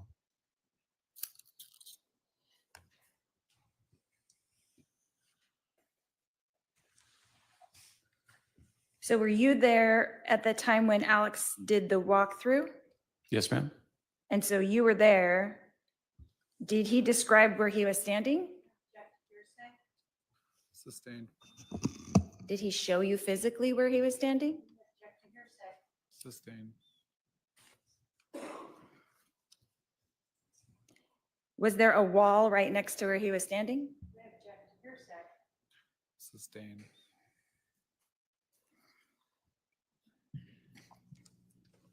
Your Honor, I'm not asking for the truth of the matter asserted. I'm saying he observed this person standing in that place.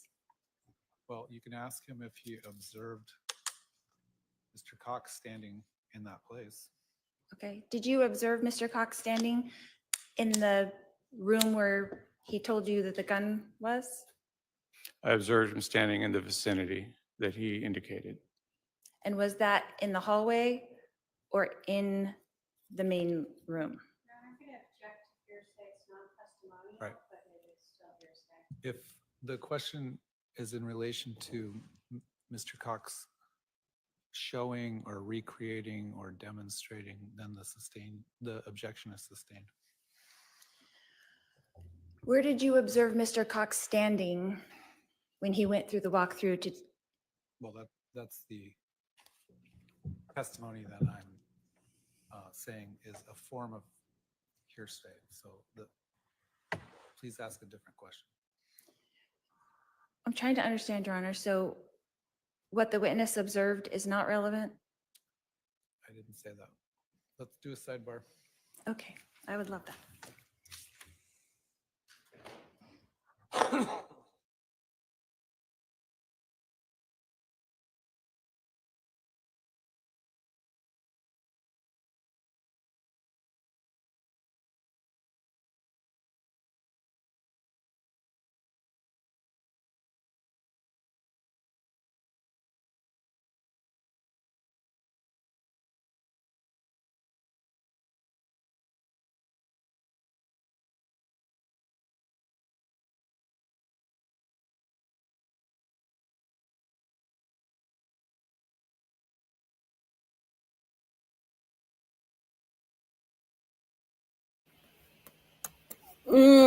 We are in sidebar again.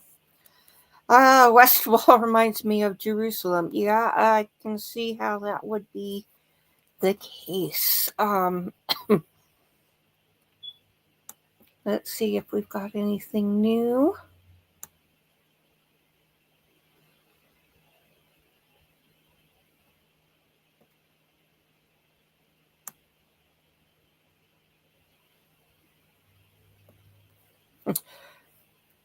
Got Jennifer says Lori Vallow Daybell needs to stop narcissistic murderer SMH.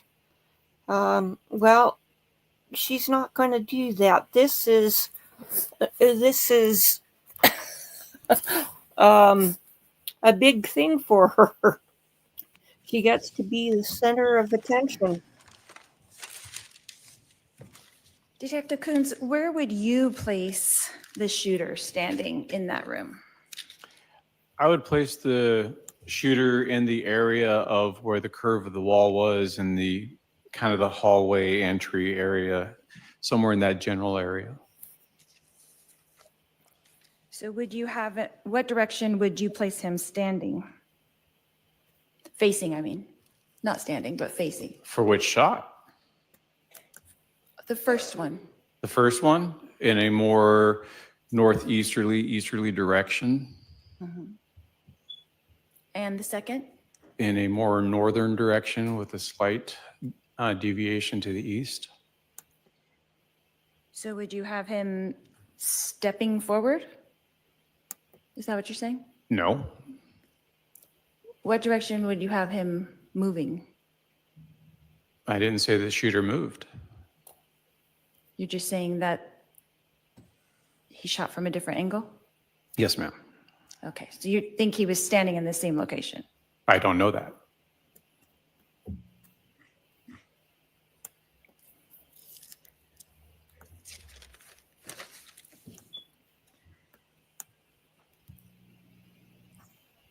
So according to where you put him standing with the first shot, the casing bounced off of the wall to the right and landed to the left. Correct. And then where you have him standing in the second shot, the same thing happened. Approximately, yes. And how far apart were those casings found? I don't have the specific measurement of how far apart they were. They were a few feet. So they're a few feet apart. Yes. So if he was standing in the same place, would they be a few feet apart or would they be closer? It depends on a different amount of things, like how was the gun being held? Was it canted to the side? Was it not? What the angle was. Could the shooter have moved? A little, but it would have been the same general vicinity. But you said he didn't move, according to you. I said I didn't say he moved. So he could have moved because they were more than a foot apart, the casings found. A little, yes. Would have been in the same general area. So he could have taken a couple steps. Perhaps. Could have slid the body sideways. Anything that you can do to the body, it could have been done in a short area. And is that common in, I don't know with shooting, if is that common with someone to shoot once and then move and shoot again? I'll sustain it on speculation. In your experience as a firearms expert who fires a lot of guns, right? Would that be a common thing to do?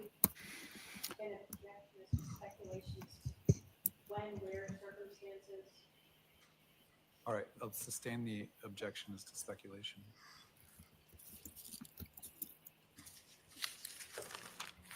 Let's talk about stippling. The first shot, according to you, had stippling. Is that correct? No, It did not have any stippling. none was observed. And the second shot, None was observed. no stippling was observed. Correct. Is that what's in the ME's report? I believe so.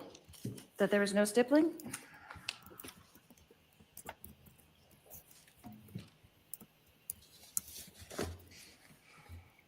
Can I have a minute, Your Honor?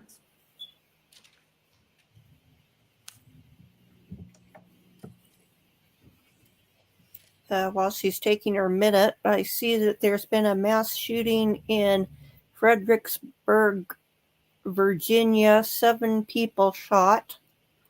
Don't know any details yet, but just bring that to people's attention.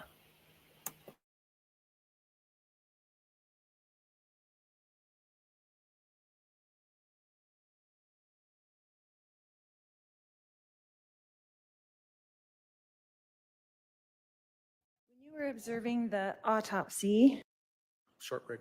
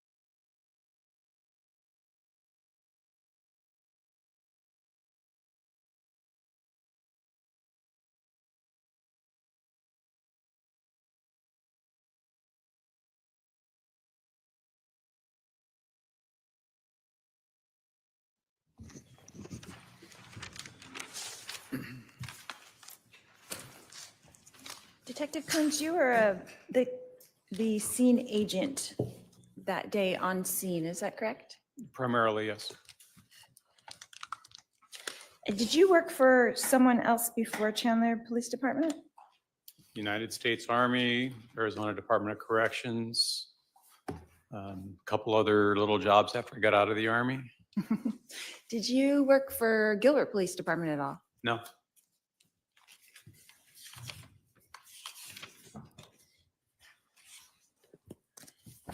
And as the scene agent that day, you talked about, you were there. Did you write a report about that day? Yes, ma'am. When did you write that report? I don't know the day I sat down to write it. It was shortly after the event, So close to July 11th, 2019? close to it. Within a week, maybe? Again, I don't recall when I specifically started typing that.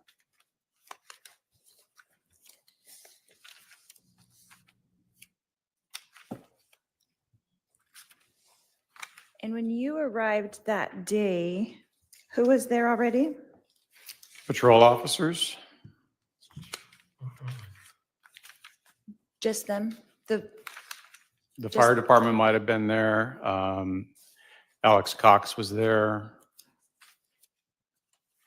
Other detectives arrived. I couldn't tell you the order of which everybody arrived. And where did you park? I parked north of the scene. And then did you go directly into the house? No, ma'am. What did you do first? We received a briefing of what patrol officers had learned. We learned that there was a body inside the residence, and we came up with an investigative plan. Who did that debriefing to you? I don't think anybody specifically ran the debriefing. We, as detectives, gathered around the patrol officers, and they informed us basically of what they had seen and what they had been told. And who were those detectives with you? Well, Detective Duncan would have been there with me. Detective Moffett would have been there.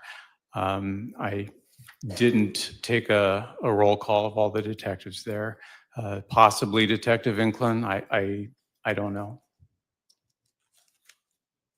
Okay. And then where did you proceed after that? Debriefing. Well, after the debriefing, I provided the information of what I had learned to Detective Kaminsky, who is still back at the police department, and gave him the information necessary to request a search warrant for the residence. And then what? We waited.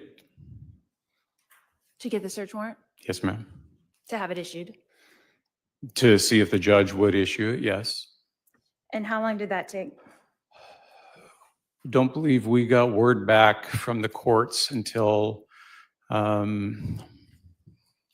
would have been probably between 11:30, 11:45, and then we made entry shortly thereafter.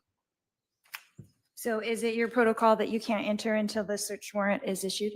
That is what we do once the scene has been made secure, yes. Okay. And then when you entered, who entered with you?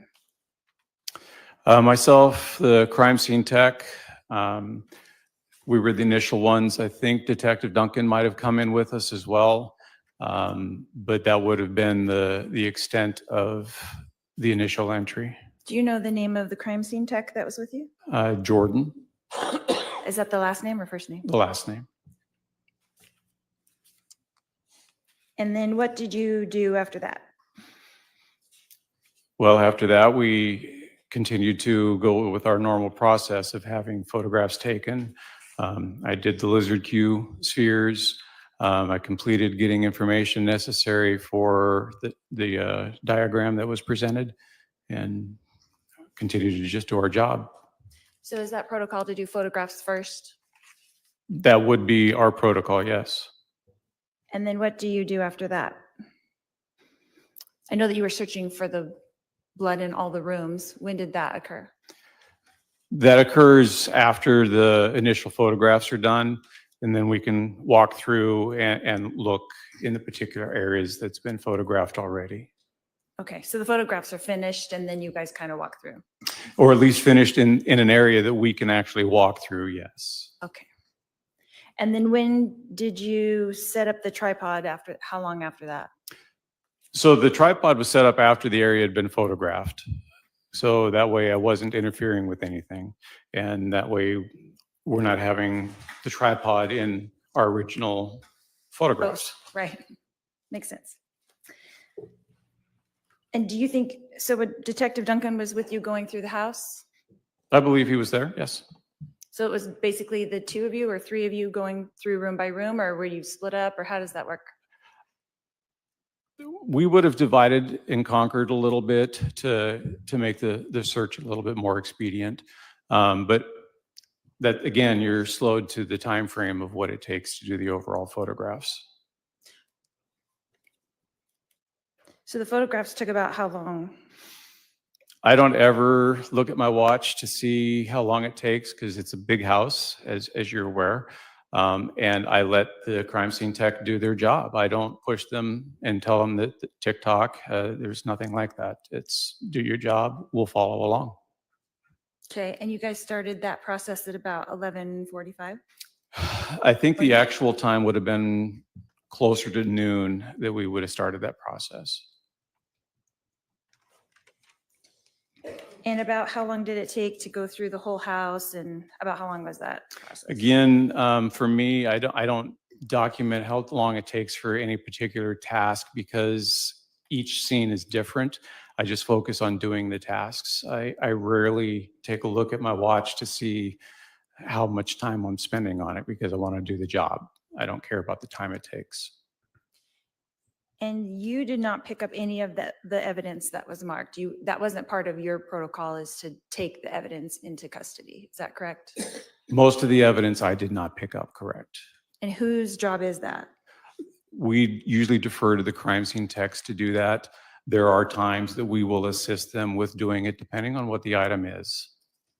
So that day, was it Jordan who did that? Was he the crime scene tech that took that evidence? She would have been the one that was collecting at our direction, yes. And so you kind of pointed out as the detectives, and then they pick it up and... Correct, because they're trained how to handle evidence, how to package evidence, how to process.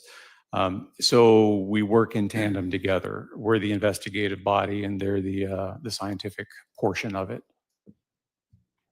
Makes sense. Okay, what time do you think that well, let's ask this. After you're done with the photos, and then you're done with checking the house, and all of the evidence is picked up and logged, then what else do you do at the house? What else did you do at the house that day? Well, you just bundled that up into like tiny little package, but it took a long time to get to the point that you're talking about. So my day pretty much involved the scene. As far as ancillary jobs to go somewhere else or do other things, now my day was pretty much spent there on Four Peaks. Correct. Yeah. So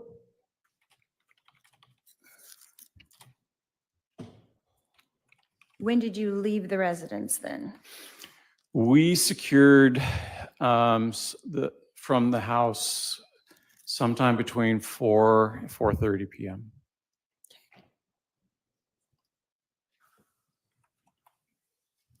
And what other tasks did I miss that you accomplished during that 12 o'clock to the 4:30 time?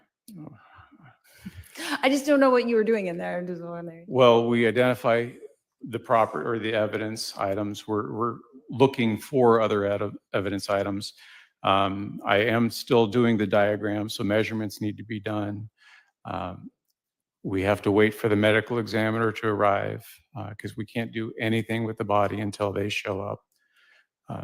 And then once they show up, we pretty much stop with the other projects until we can focus on the body and get the body out of there, because there aren't very many investigators for the medical examiner in the county. So we don't want to tie them up longer than we have to. And then we'll resume searching or identifying information, evidence, collecting it, and working our way to a conclusion where we can leave the scene.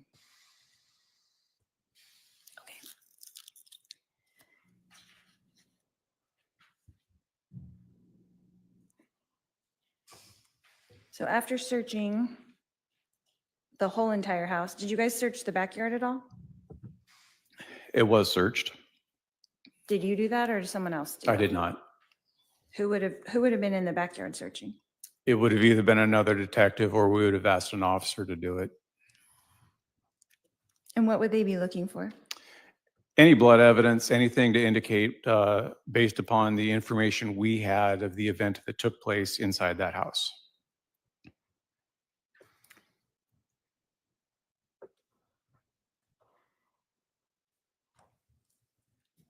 So when you made your assessment, you were able to leave after that assessment was made, that everything was accomplished? Oh, what assessment are you talking about? That all the evidence was gathered and collected? That I was satisfied that we had collected what we needed to collect? Correct. Yes. Yes. Okay, thank you.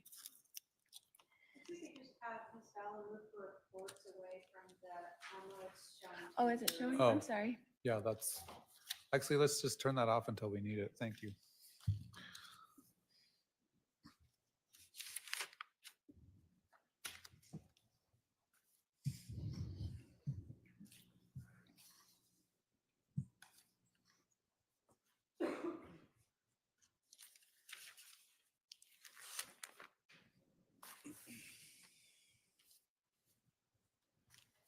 So you stated earlier that the type of weapon that was found was a 45 caliber? Yes, ma'am. Is that a semi-automatic? It is. Okay. How is that different from like a revolver? What's the difference between that? The build itself, I like to use simplistic terms when I describe what a revolver looks like. Is it common that they tell you to shoot center mass? Is that a common term? That is what we train as police officers, is to shoot center mass. It has the highest probability of guaranteeing a hit on the adversary that you're trying to shoot. Right. So if you were being attacked, you should point at center mass. Is that correct? That is what's trained, and because stress can obviously create issues, but yes. Is it a common term to say to center mass? No, In that training? that is something that I've heard, but I wouldn't classify it as common. Would you teach that in your class?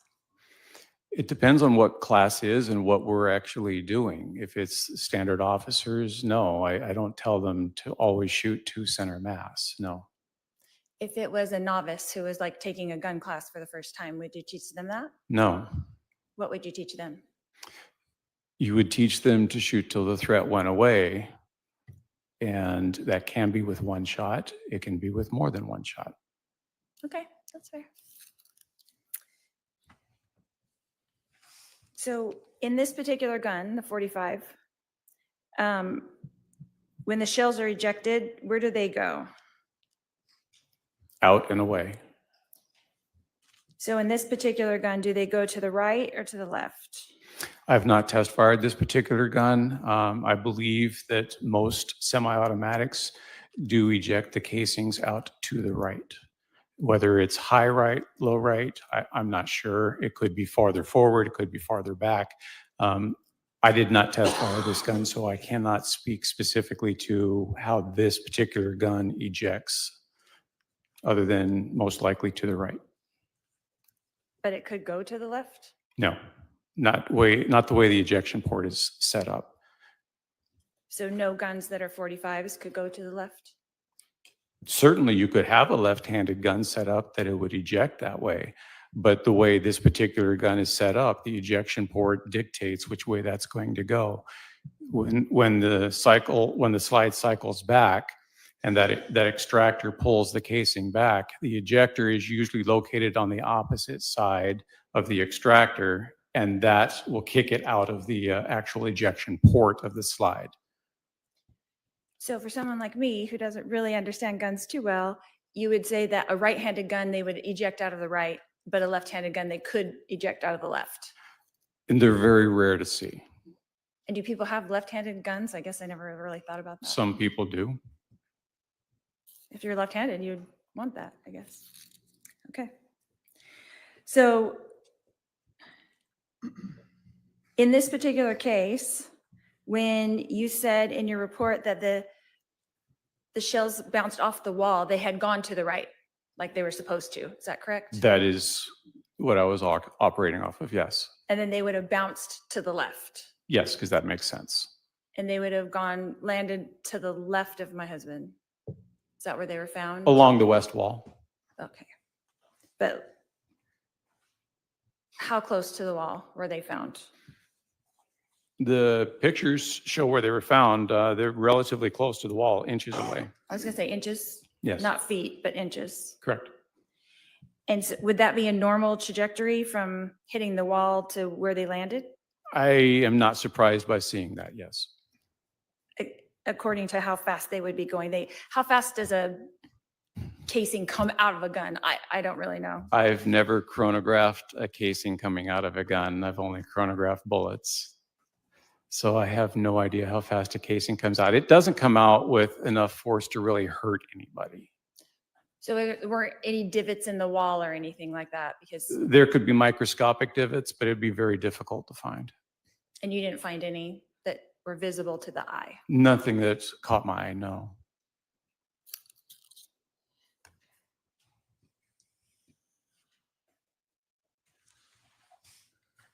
So were you there at the time when Alex did the walkthrough? Yes, ma'am. And so you were there. Did he describe where he was standing? Sustained. Did he show you physically where he was standing? Sustained. Was there a wall right next to where he was standing? Sustained.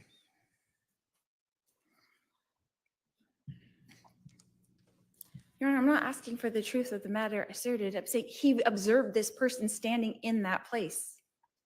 Well, you can ask him if he observed Mr. Cox standing in that place. Okay. Did you observe Mr. Cox standing in the room where he told you that the gun was? I observed him standing in the vicinity that he indicated. And was that in the hallway or in the main room? Right. If the question is in relation to Mr. Cox showing or recreating or demonstrating, then the objection is sustained. Where did you observe Mr. Cox standing when he went through the walkthrough to? Well, that's the testimony that I'm saying is a form of hearsay. So please ask a different question. I'm trying to understand, Your Honor. So what the witness observed is not relevant? I didn't say that. Let's do a sidebar. Okay, I would love that.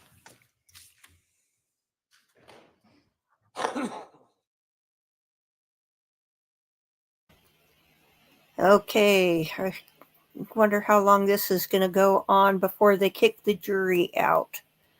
Let me see if I can find something indicating that on X. They have come back in. So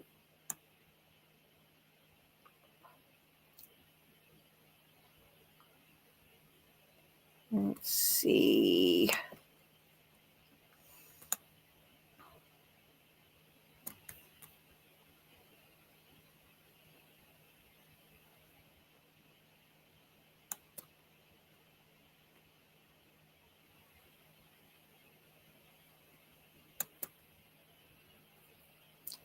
Let me refresh this tab. I've got multiple ones with different hashtags and so forth because for some reason I'm not seeing much from some of the regulars like Nate Eaton or Lauren Matthias or Gigi or Antoinette Levy.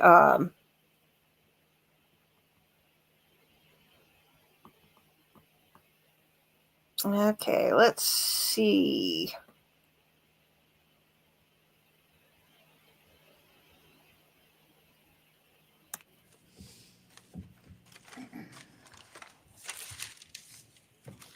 Detective Coons, where would you place the shooter standing in that room?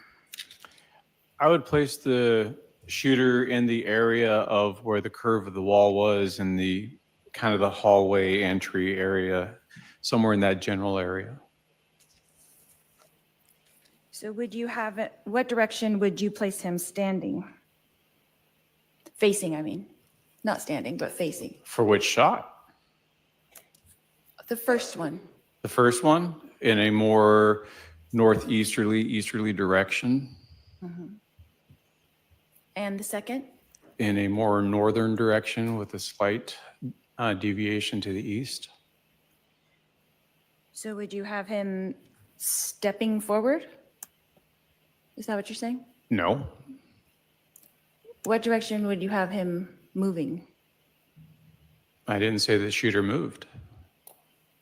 You're just saying that he shot from a different angle? Yes, ma'am. Okay, so you think he was standing in the same location? I don't know that.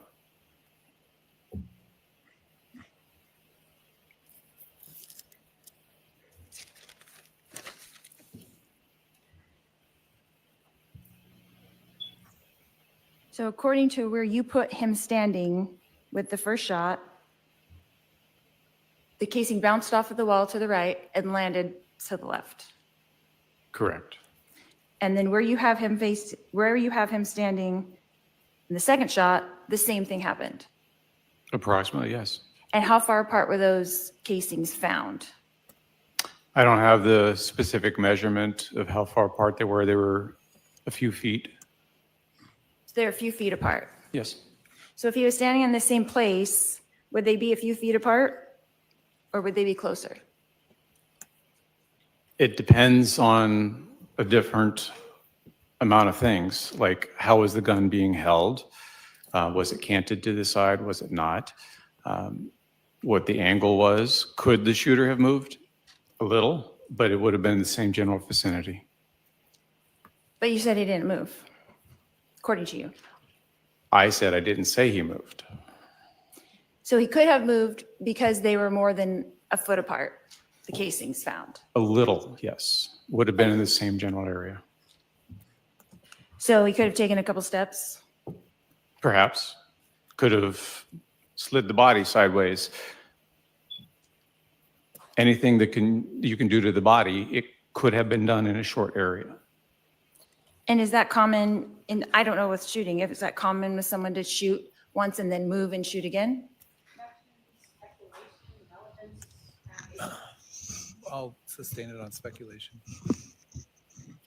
In your experience as a firearms expert who fires a lot of guns, right? Would that be a common thing to do?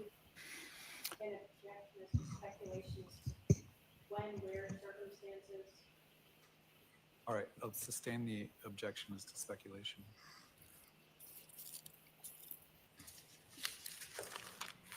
Let's talk about stippling. The first shot, according to you, had stippling. Is that correct? No, It did not have any stippling. none was observed. And the second shot, None was observed. no stippling was observed. Correct. Is that what's in the ME's report? I believe so. That there was no stippling?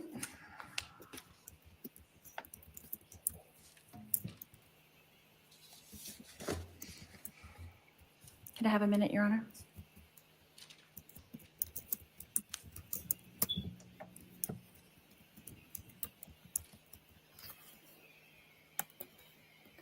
Okay, we've got Lori yet again taking time to consult with her standby counsel.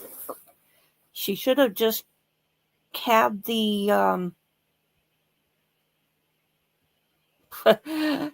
gone with the instead of trying to do it herself. This is ridiculous. Ah. You were observing the autopsy. The ME didn't say anything about stippling, I don't recall any mention about stippling. and you didn't have a discussion with him about it? We would have if he'd observed any. And so if he said that to someone else, you would be surprised? I don't know what he had in his notes. I didn't author his report. Can you describe stippling for us? What It- that is? Sure. It's basically a combination of particles that come out from behind or follow the projectile as it exits the barrel.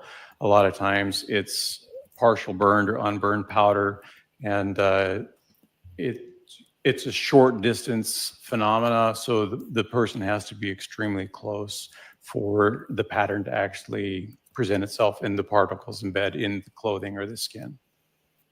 So if stippling was found, how far away would the gun have to be from the victim That depends on the gun. on this 45 semi-automatic? I am not a expert on the stippling patterns. That is something that we would have to send to the lab for. And what they would do is they would test it with witness panels at different distances to give that information. Is there an estimate? That's where it would come in. Usually the medical examiner, if they observe stippling, will give an estimate of close or contact. So would you be surprised if he said 2 to 4 feet? If that's what he says. That if there's stippling, then the gun would have to be 2 to 4 feet. It's possible, but I wouldn't hold my hat on that, no. I would have to have the gun tested for that. Okay. And Is so, this a good spot to break for the evening? sure, Your Honor. I mean, I'm not cutting you off. If you want to ask a few more questions, that's fine. Nope, that's fine. All right, we'll take our evening recess. Members of the jury, please remember the admonition. I'll remind you to specifically avoid any outside information, any information about this case outside this courtroom. And we'll see you tomorrow at 10:30 a.m. Thank you. All rise for the jury.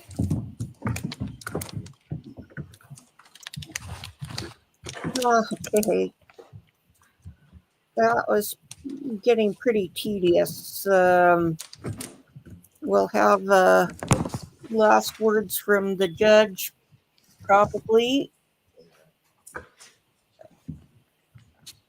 See if we can hear any hot mic moments from Lori while they exit. All right, the jury is no longer present. Please be seated.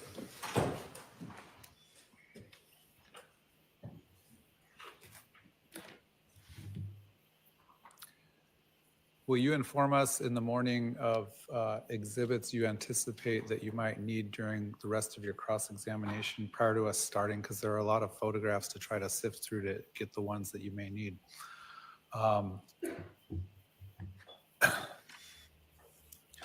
You have a habit of when a witness answers a question to add something on the end of their answer. For example, during this witness, you said, I wasn't aware of that. Another time you said, I don't know much about guns.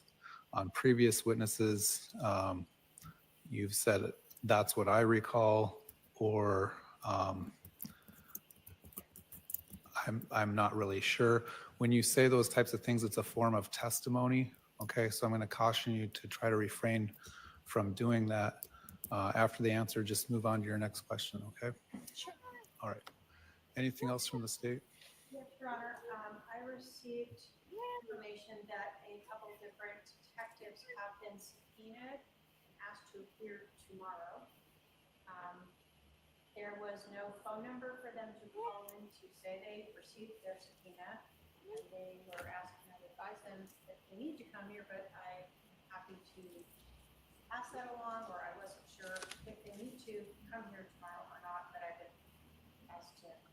All right, so I'm clear. The defense subpoenaed a few detectives. The information in the subpoena says they need to appear tomorrow. Correct, along with one civilian who also reached out to us, Joe Conratz.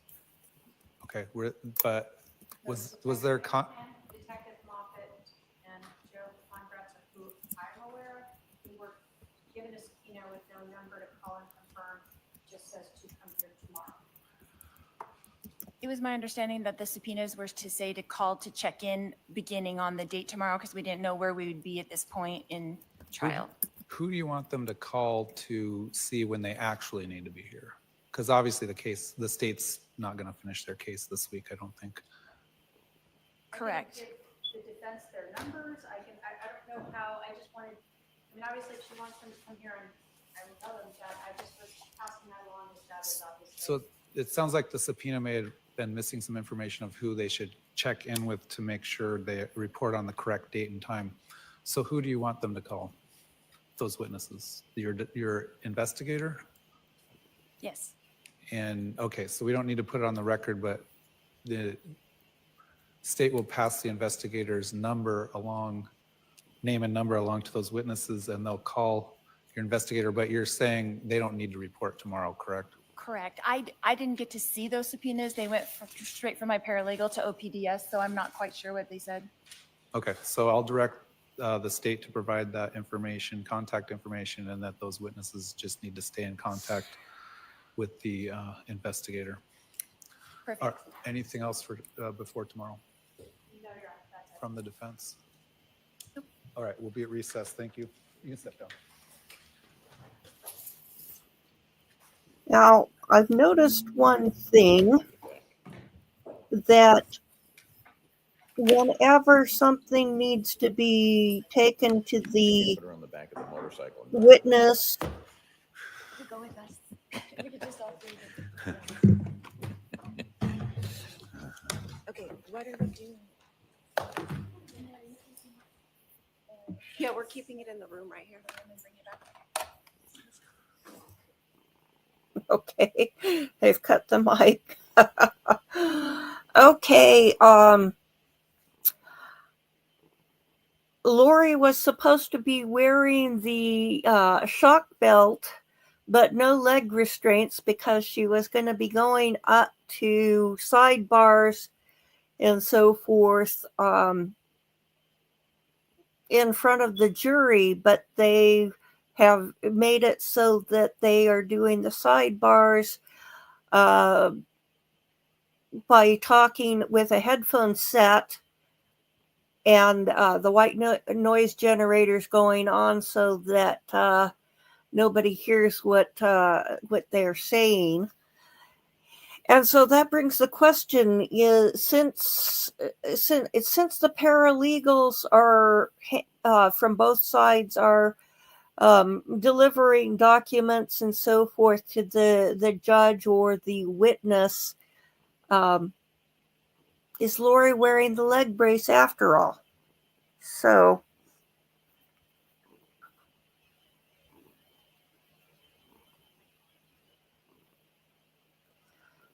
yeah, that was interesting to see that the judge admonished Lori for making editorial comments and testifying without testifying, because that's not proper.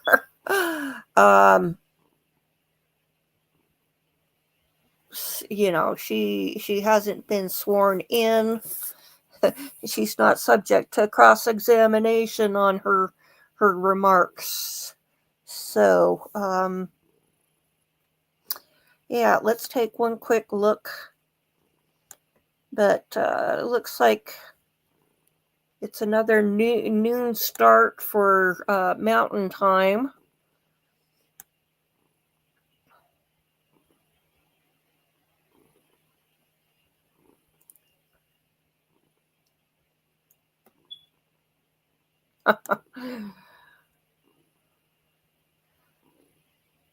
Brie Mongloso says, I love how the judge cut this moron off with her irrelevant questions until tomorrow.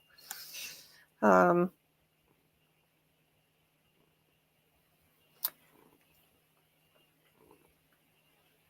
says, did the judge even respond when she asked for a minute? No, she's a narcissist. She well, she's a god, so, or goddess, so what she says goes. Goddesses trump judges.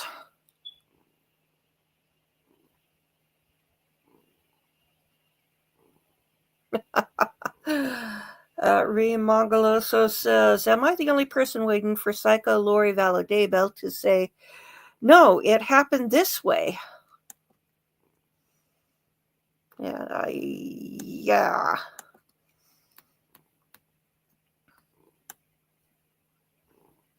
Let's take a few more.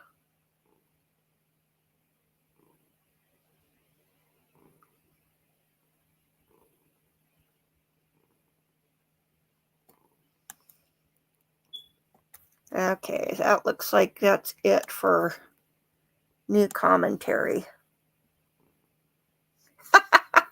What if the jurors hear a paranormal voice during the white noise? Well, maybe if that happens, it's Charles or Alex testifying to them.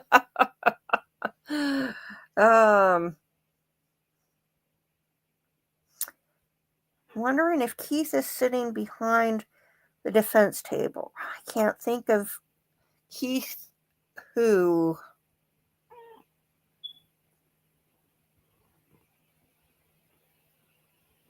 I'm drawing a blank. So, okay, well, that concludes the trial for today, and it's just really tedious with when Lori is on the stand. I mean, not on the stand, but Lori is cross-examining, and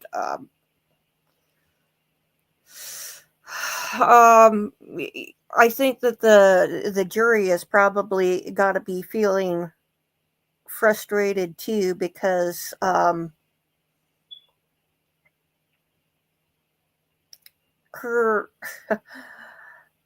she keeps coming back to the stippling question.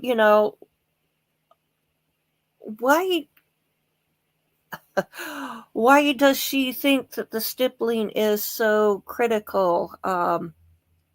I did a quick search on with Grok on stippling, and so usually something that is, stippling happens when it is in fairly close proximity, maybe 2 or 3 feet, and I think you can get stippling when you have a contact wound. And all I can think is she going to try to claim that this was suicide? So, because she doesn't want to portray Alex, her darling brother, as being guilty, and presumably the fingerprints and so forth wouldn't have Tylee's fingerprints on it. And Tylee was supposed to be outside when the shots were fired, so it's kind of hard to pin the murder on Tylee. So, okay, well, let's shut this down, and we'll do this again tomorrow, and maybe get some marshmallows to toss it. Alex has been cremated, so no exhumation possible, or they probably would have exhumed him to do a second autopsy to see if there was anything they might have missed, which might indicate that he did not die a natural death after all. So, anyway, have a great evening, and we'll see you tomorrow. Until then, bye-bye.